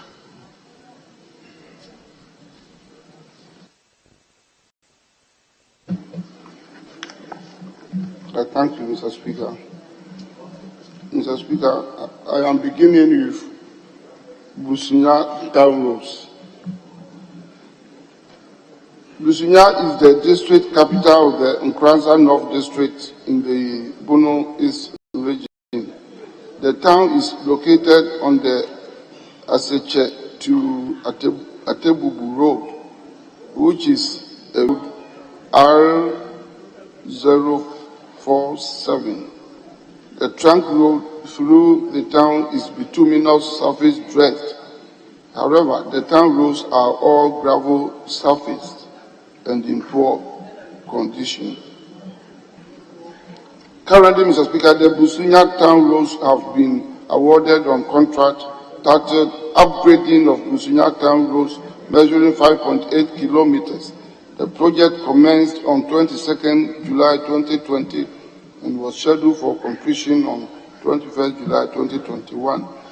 2 warning letters were issued on 10th May 2021 and 30th August 2021 to the contractor to reactivate the site, but failed to do so. As a result of the failure of the contractor to return to site, a final warning letter was issued on 6 October 2021 for him to remobilize to site, but has since failed to comply.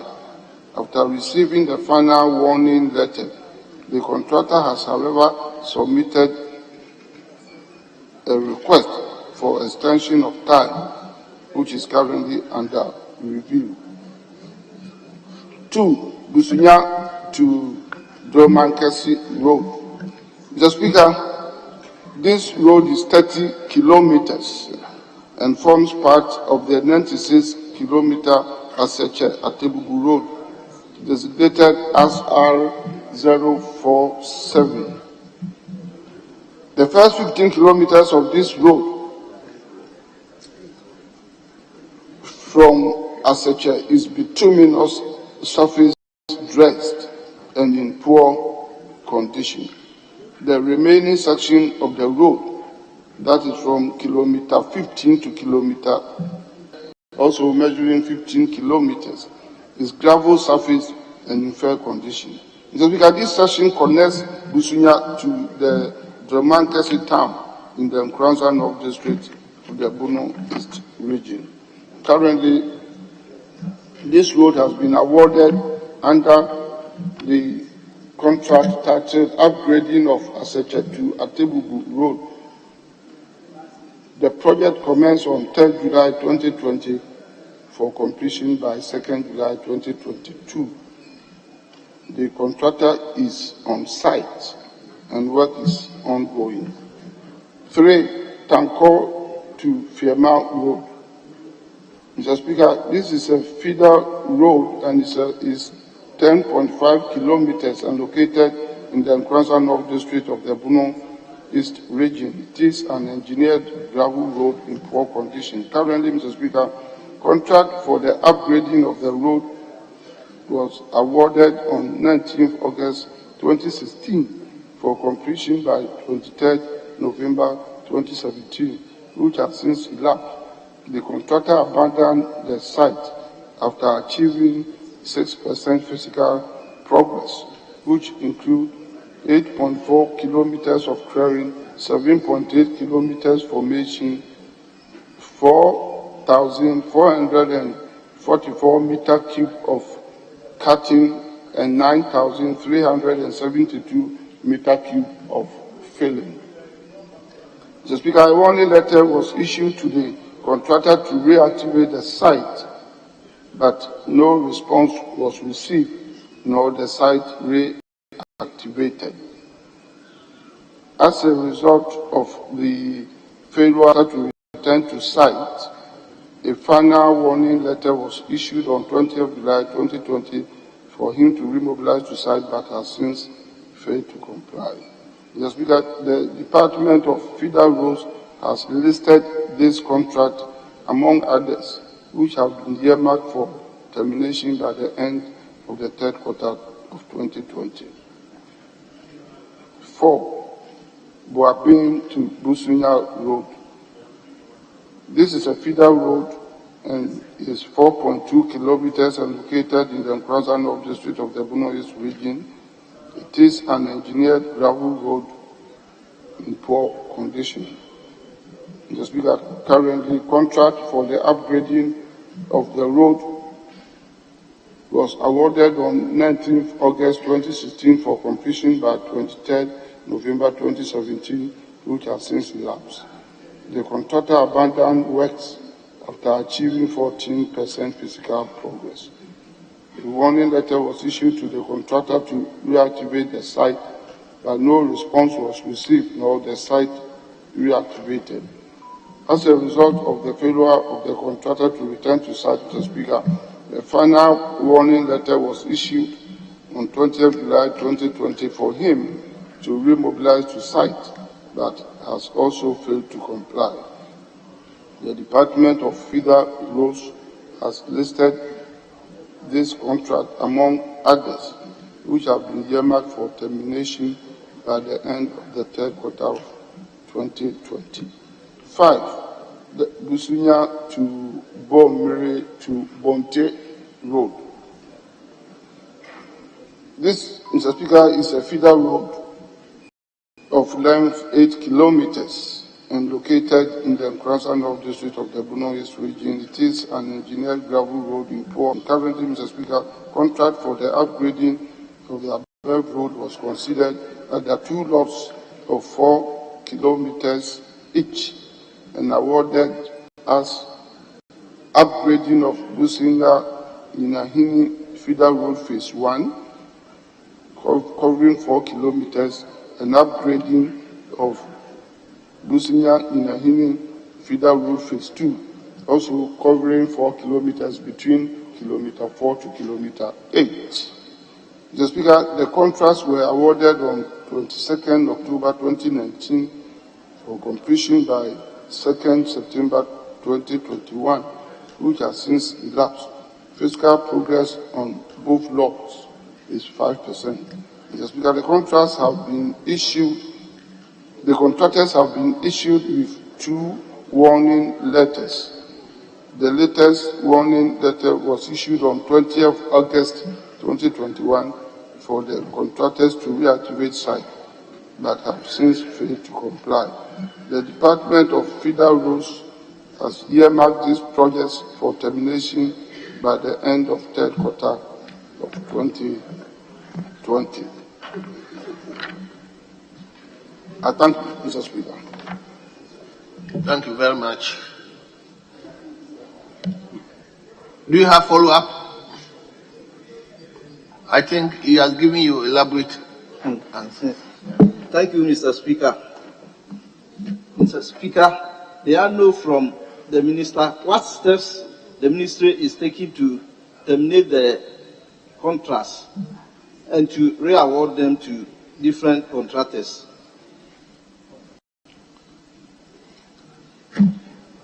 What steps you are taking to terminate the contracts, re-award them to different contractors? I thought he said he has already written to the contractors. Anyway, Minister, let's hear you.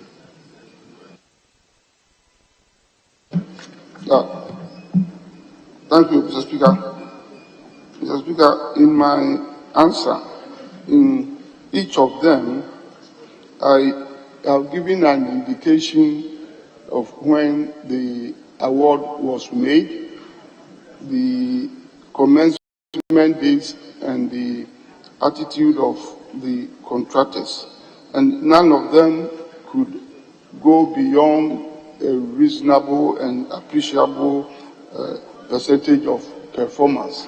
It shows clearly that they lack capacity. We have therefore done the most needful. We have written to them in some instances 3 times, and we have given an indication of termination. Because of the contractual arrangement, we cannot just terminate the contracts anyhow. We have to respect, those contractual provisions. So, any moment from now, I've given an indication that before the end of the 3rd quarter, all such defaulting contractors will have their contracts terminated, and of course, repackaged and re-awarded. So we are keeping an eye on it. Thank you, Mr. Speaker. Very well. We move to question 779. 779. Honorable Member for Upper Menyakrobo. Honorable Bismarck Tetenyako, let's hear you. Right, Honorable Speaker. The Honorable Member is not in the chamber at the present. With your permission, I'll take the question for him. Very well. Okay. I rise to ask the Minister for Roads and Highways when the contractor who abandoned work on the following roads will be paid to return to site: Akatawia to Sekeswa to Tengwanya Road, and Kolewa to Anyaboni to Asisewa Road. Yes, Honorable Minister.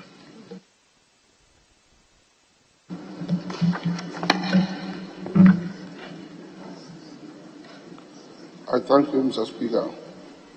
Mr. Speaker, Akatawia to Sekeswa to Tengwaja Feeder Road is 21 kilometers long and located in the Upper Menyakrobo district of the Eastern Region. It is an engineered gravel road in fair condition. Currently, Mr. Speaker, contract for the bitumen surfacing of Akatawia to Tengwaja Road was awarded on 31st May 2018 for completion by 27 January 2020. The contractor abandoned site after executing the following works: clearing and formation. 2. Construction of 2,370 meters of 600 by 600 millimeter concrete U-drains. 3.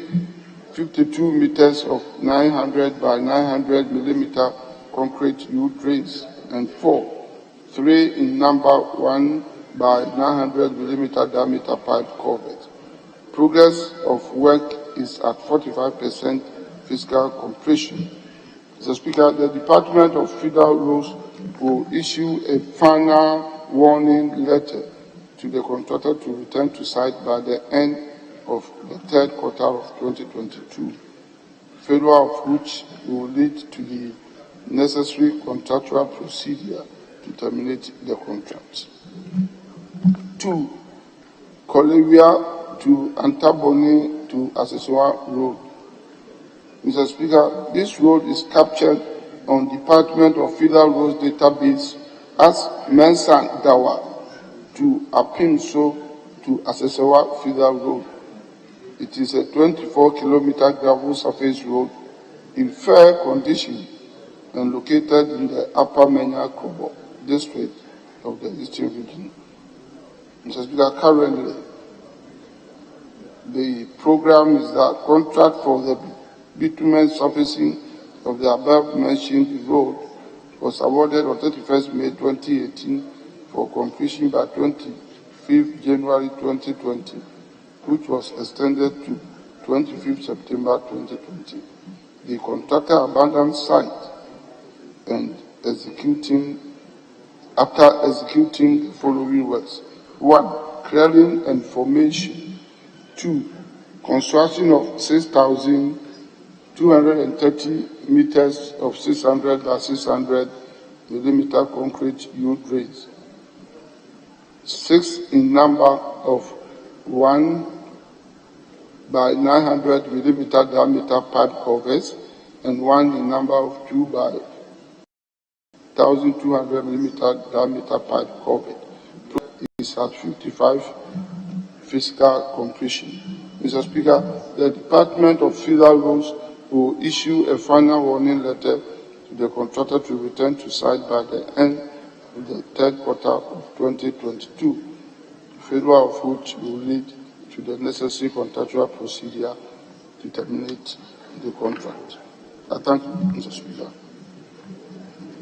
Yes, we move to question 1001. 1001. And the question stands in the name of a member for Kintampo South. Kintampo South. Thank you, Mr. Speaker.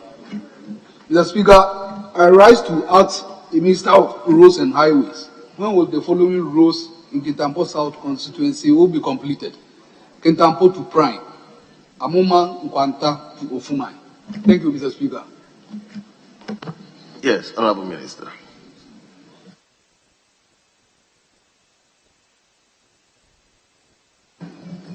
I thank you, Mr. Speaker.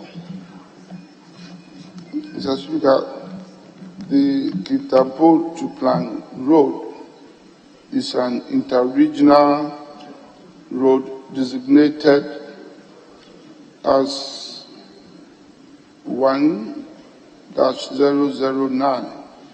The total length of road from Kintampo to Plan is 103 kilometers. The cumulative length of the sealed section is 28 kilometers. The remaining sections are gravel surface and in fair condition. Currently, Mr. Speaker, the road has been awarded in 5 lots, 2 of which have been terminated, 1 recommended for termination due to non-performance, and 1 substantially completed. Currently, there is 1 ongoing contract. The ongoing contract is titled Upgrading of Kintampo to Plan Road from kilometer 21.7 to kilometer 49.8. The project commenced on 19th March 2020 for completion by 18th March 2022. The contractor has not requested for extension of time, currently not on site. A warning letter was issued on 7 June 2022 for the contractor to reactivate site. Amuma Nkwanta to Ofuman Road. Mr. Speaker, this road is a 13.3 kilometer engineered feeder road linking Amuma Nkwanta in the Kintampo South District to Ofuman in the Techima North District of the Bono East Region. Currently, Mr. Speaker, contract for the upgrading of the road was awarded on 5th August 2018 for completion by 27 December 2019. The original expected completion date was extended to 20th February 2020 due to a review of the contract scope of works, which has also elapsed. Physical progress to date is 30%.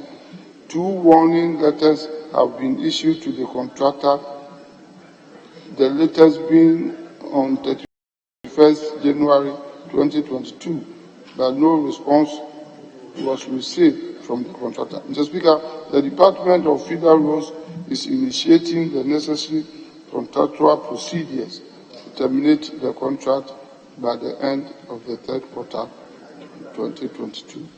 I thank you, Mr. Speaker. Thank you to Honorable Alexander Jan. Any supplementary question? Very well.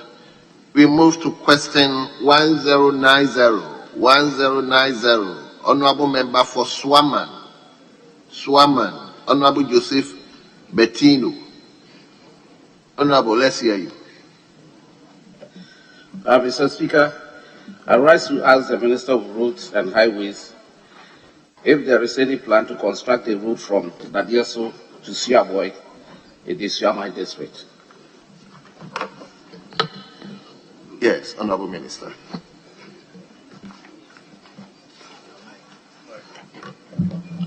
Thank you, Mr. Speaker. Mr. Speaker, the Dadieso to Siaboy Road is a 9-kilometer partially engineered feeder road in the Swaman district of the Western North region. Currently, there is no program on the road. Mr. Speaker, the future program is that engineering studies will be conducted on the road to determine the appropriate intervention by the end of the fourth quarter of 2022 for consideration under the 2023 budget. I thank you, Mr. Speaker. Yes. Yes, Honorable Member. Thank you, Mr. Speaker. The road is in a very deplorable condition, and I want the Minister to consider any immediate intervention to remedy the situation, to make the road more travel. Yes, Honorable Minister.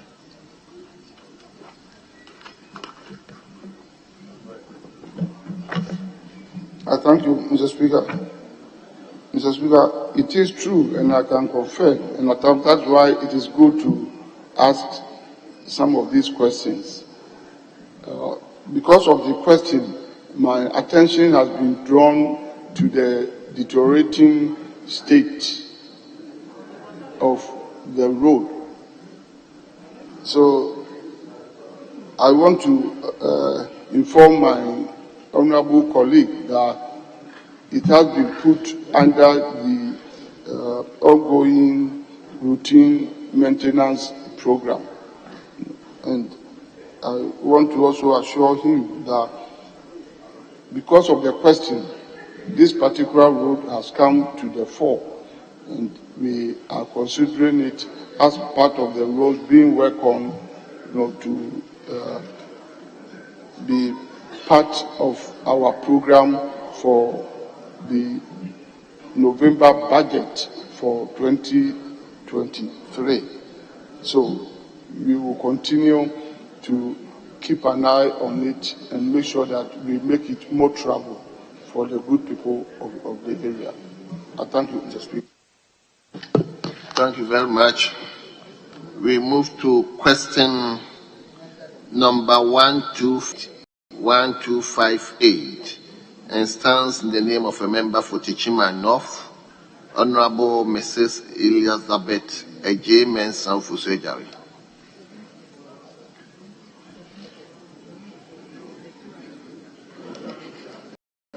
Thank you very much. Yes, Honorable, we may take the question 1257 first. Okay. Thank you very much, Mr. Speaker. Mr. Speaker, I rise to ask the Minister for Roads and Highways when contractors resume work on the Ofuman-Wenchi Road in the Techiman North District. Yes, Honorable Minister.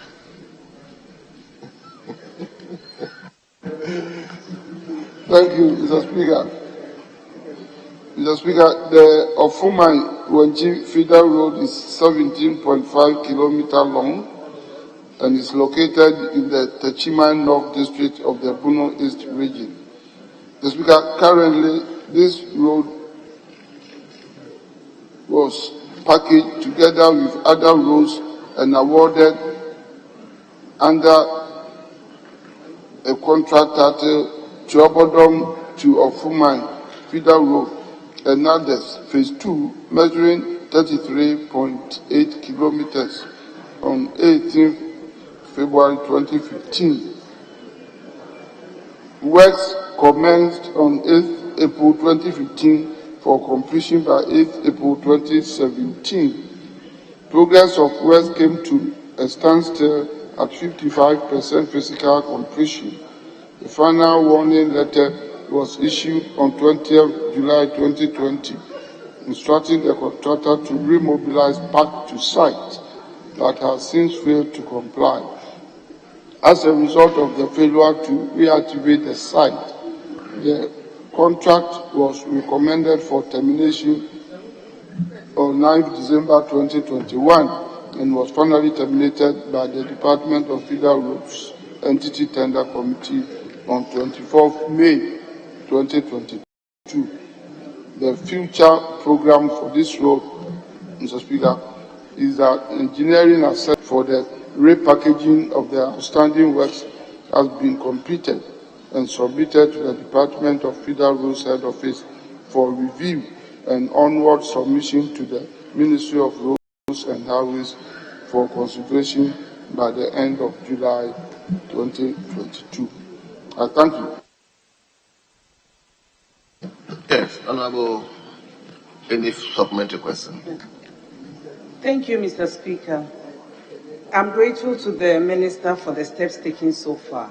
Mr. Speaker, whilst we await for the Minister to take a decision on the road, can he kindly add the road to the reshaping going on in Ghana to make it more trouble for the people of Ofuman? Yes, Honorable Minister, it's a request.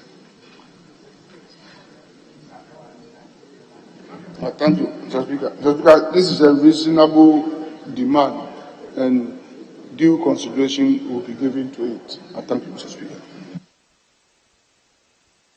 Very well. So, Honorable, you may take the second substantive question. Well, before I take the second substantive question, Mr. Speaker, whilst we are at Techiman North, let me take this opportunity to say a very big thank you to the Minister for Roads for acceding my request for traffic light for the people of Tubodom. He sent contractors to install traffic light at a very dangerous intersection at the Tubodom-Ofuman junction. The contractors are halfway through. There are no more there. I hope that the Minister will let the contractors come back so that the accident at that intersection will be a thing of the past. But I'm really grateful to you for bringing the contractors in the first place. So when are they coming, Honorable Minister? Very well. Honorable Minister, I think this is another request. Thank you, Mr. Speaker. Mr. Speaker, traffic light issues are part of safety issues on our road. And again, due consideration will be given, and once started, my ministry will ensure that it will be completed. Thank you. Very well. So, Honorable, you may now take the substantive question listed 1258. 1258. Thank you, Mr. Speaker. I rise to ask the Minister for Roads and Highways when work will commence on the Aroanu Road in the Techiman North District. Yes, Honorable Minister. Yes, Leader. Yes, my little worry is that our orders provide that a member may not ask more than 3 substantive questions. This is the 4th question that you are asking.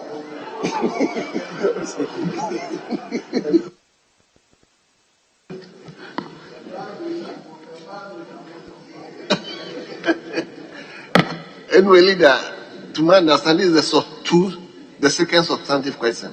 The first question he asked, I think he did that on behalf of a member for Neward Biase, if my memory serves me right. So it's a substantive question for him. Yes, Minister.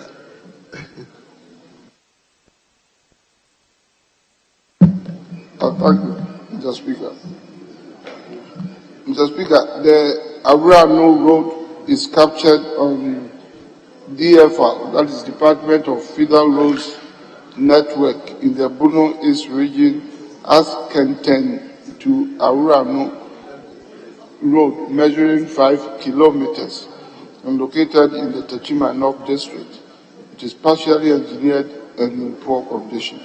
Currently, Mr. Speaker, there is no program on the road. However, the future program is that engineering studies will be conducted on this road to determine the appropriate intervention by the end of the fourth quarter of 2022 for consideration under the 2023 budget. I thank you, Mr. Speaker. Yes, Honorable Elizabeth Ajare, supplementary question. Thank you, Mr. Speaker, for the opportunity. Mr. Speaker, I thank the Honorable Minister for considering the Aruan Road for 2023. But I realize that when they come to bridges, he usually do it as an emergency. May I ask if the Minister is minded to treat the bridge on the road between Kenten and Aruan as an emergency? It's a small bridge so that people can cross when it rains. Thank you. Yes, Honorable Minister.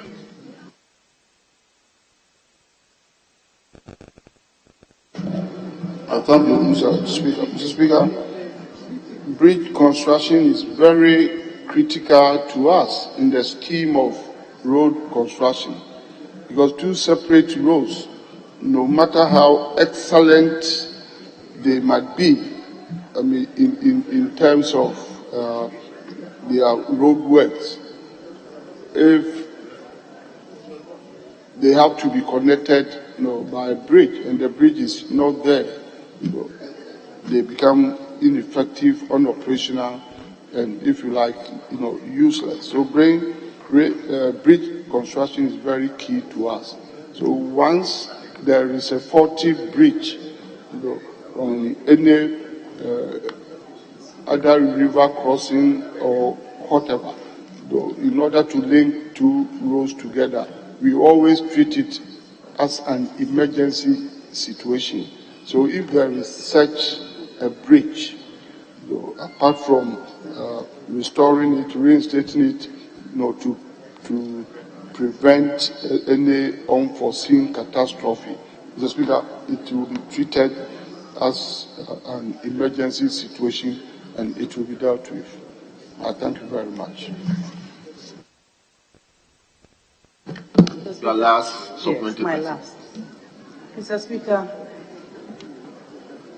in my habit of making very reasonable demands, may I respectfully ask the Minister if you also do simple reshaping on that road? It's just a 5-kilometer road, so that it will also be good travel for the people of Aruan. Thank you very much.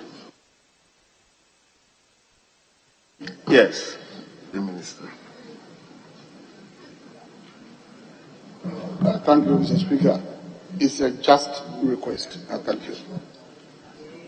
Very well. We now turn to the last question on today's order paper, question 1261. Question 1261. The question stands in the name of a member for Aureen. Honorable Oscar Ofoli Labi. Yes, Honorable, let's hear you. Thank you, Right Honorable Speaker. I rise to ask the Minister for Roads and Highways measures being put in place to construct the following roads in the cocoa growing communities within the Aureen constituency to mitigate the challenge of farmers conveying food commodities to Enche. I, Alatakrum Sawom, I, Adonikrum Motoso, I, Yuabrankwanta Junction to Akwe Ala, and IV Faukabra. Thank you. Yes, Honorable Minister.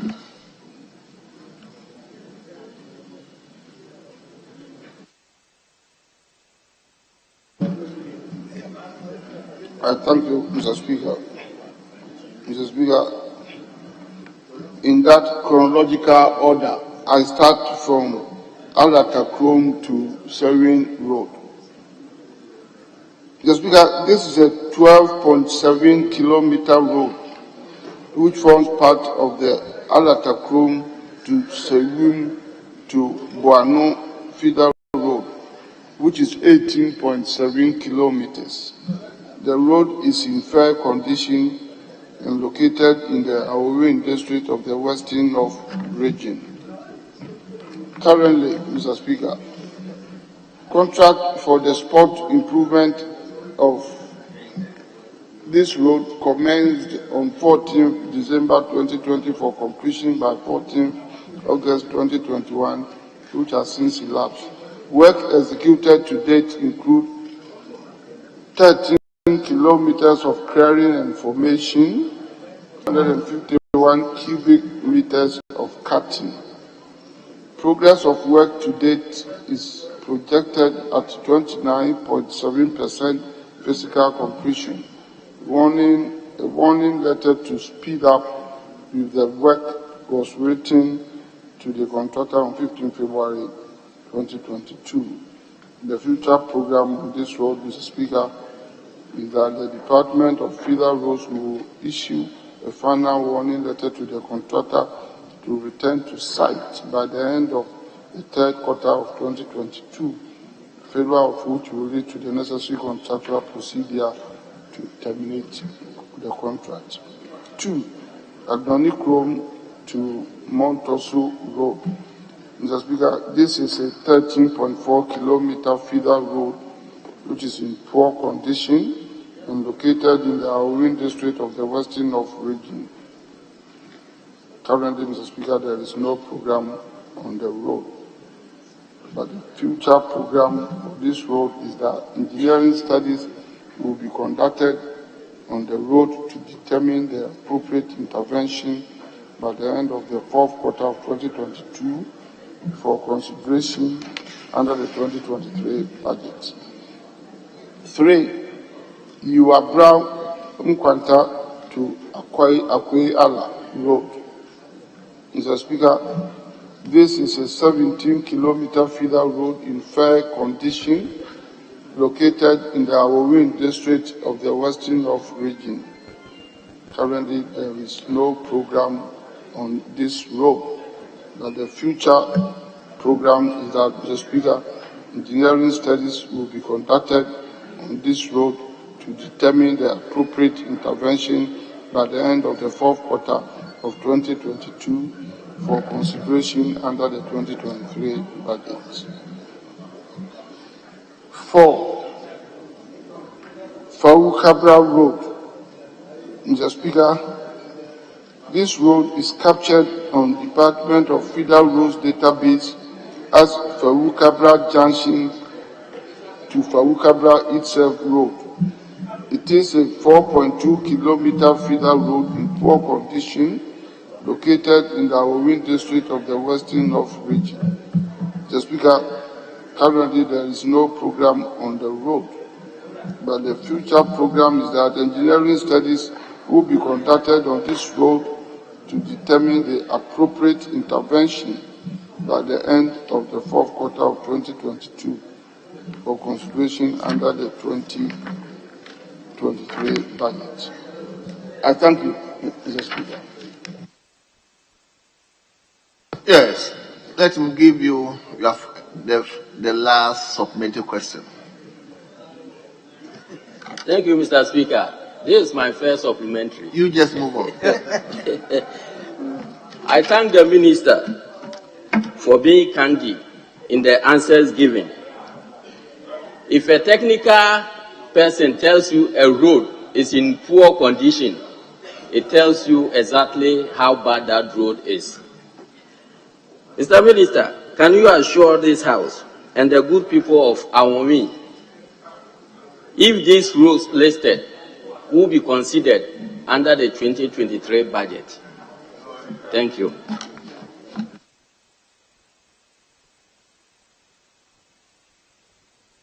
Yes, Honorable Minister.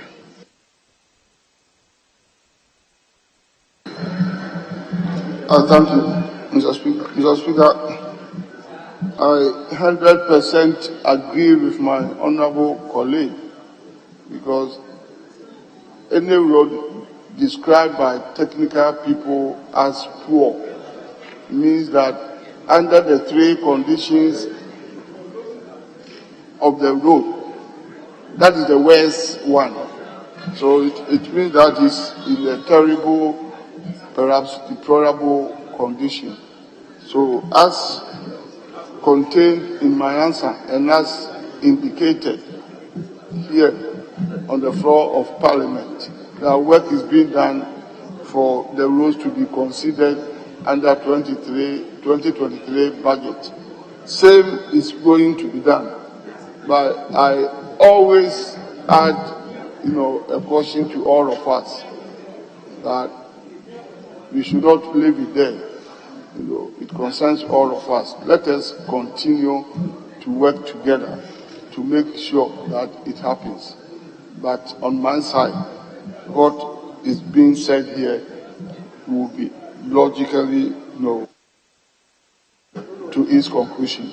I thank you, Mr. Speaker. Okay, let's hear you for your last supplementary question. Thank you, Mr. Speaker. Mr.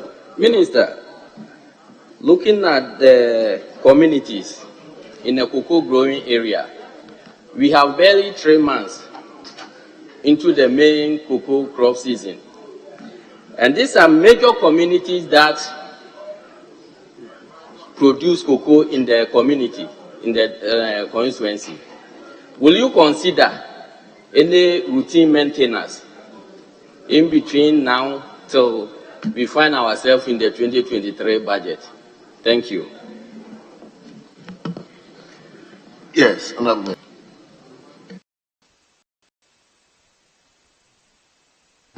Thank you, Mr. Speaker. So, given the background of the economic potential of the area, i.e. cocoa production, and I believe all cocoa production areas are also areas of food basket. So it's important and it's imperative that we improve upon the condition of the road, to make the carriage of these items possible. So, in my view, that should be done, and that should be the case.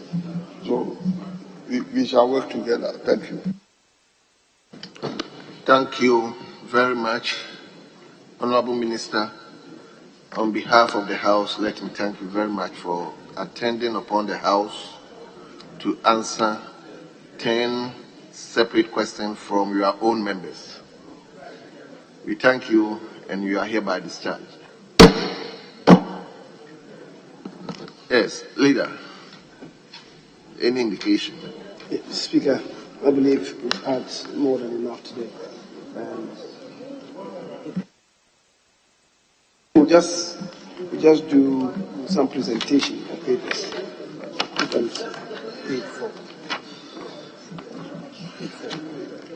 The presentation of papers. That is pages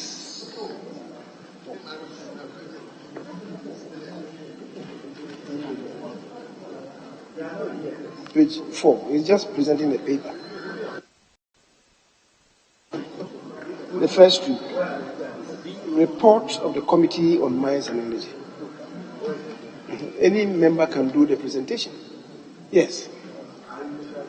You don't need to be a chairman. Any member of the committee, once that they are ready, they could do it. Mr. Speaker, I would want to lay the B, that is page 4, B, on behalf of the Minister of Finance. B1 and 2. B1 and 2, Roman number 1 and Roman number 2.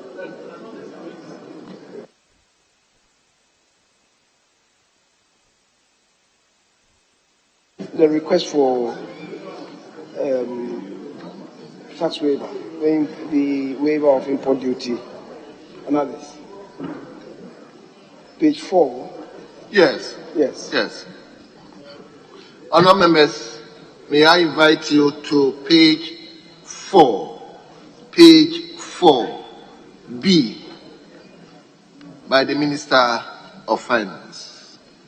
Speaker, I do so on behalf of the Minister. You may do so. In the meeting now.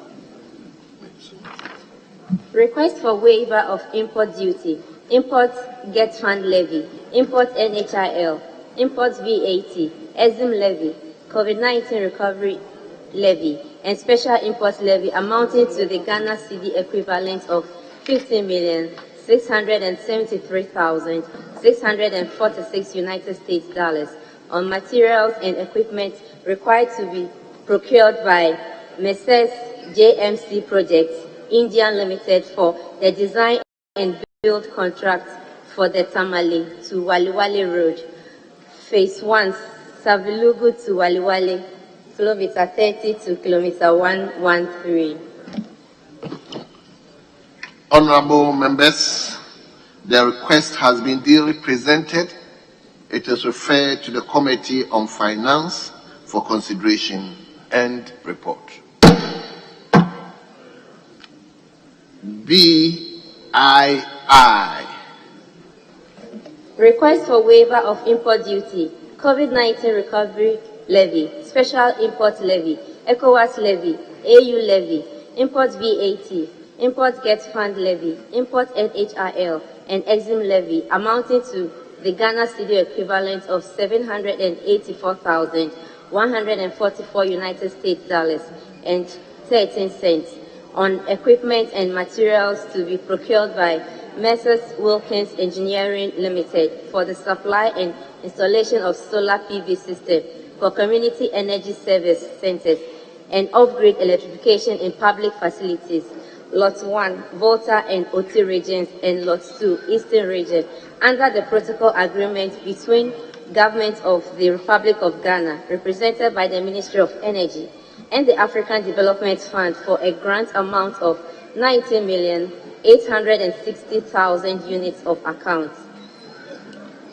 equivalent to 39,790,000 to finance the electricity distribution system reinforcement and extension projects. Honorable members, the request has been duly presented. It is referred to the Committee on Finance for consideration and report.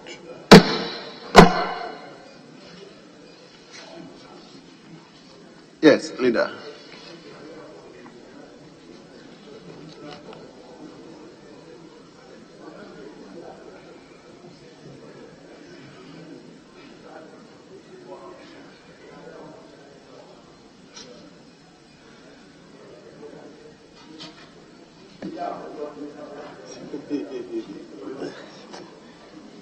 Mr. Speaker, so we can do C, D, and E. The F, I guess, is not ready yet. So C, D, and E.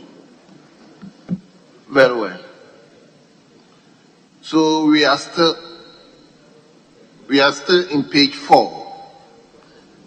Item listed C by the chairman of the committee. Speaker, if I may take your permission and the indulgence of my colleagues to present the report on behalf of the committee. Report of the Committee on Mines and Energy on the work program of the Ghana National Petroleum Corporation for the year 2022. Honourable members, the report has been duly presented. It is for the distribution to honourable members. Now we turn to D, the chairman of the committee. Report of the Committee on Employment, Social Welfare and State Enterprises on the National Pensions Amendment Bill 2021. Honourable members, the report has been duly presented. It is for distribution to honourable members. We turn to E.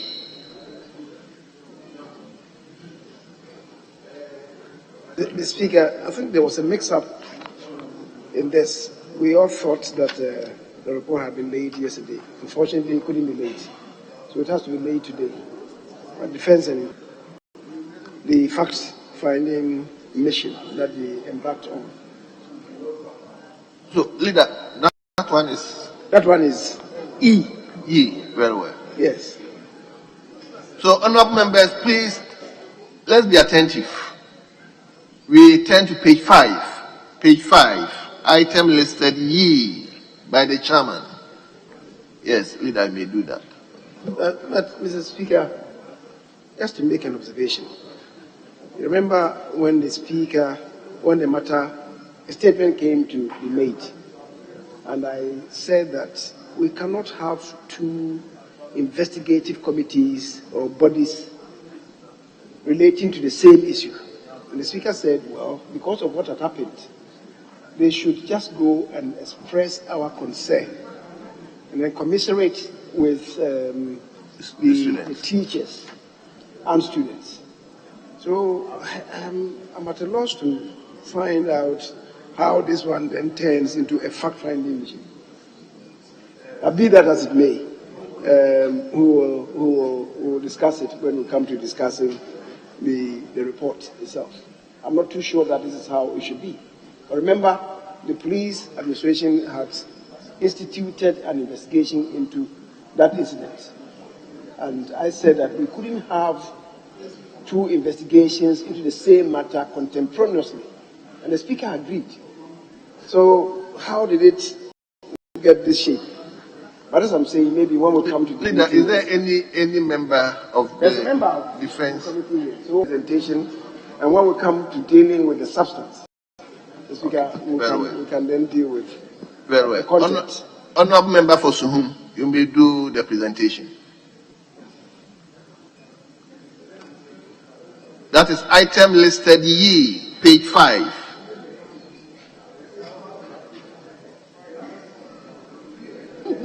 Report of the Committee on Defense and Interior on a fact-finding directive on the police shooting incident at the Islamic Senior High School in Kumasi, Ashanti region, on Friday, 17 June 2022. Honorable members, the report has been duly presented. It is for distribution to honorable members. Now we move to F.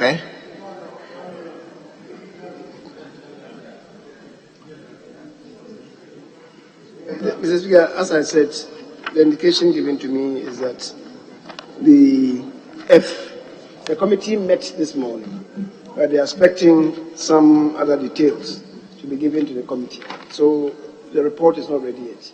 We'll stand it down. And in that regard, Mr. Speaker, I would call on you to adjourn the House because we don't really require a motion for adjournment. Speaker, as he himself said, the report of the Finance Committee is not ready. But, Leader, you are in cabinet, even though you insist that we have a presidential system in the present.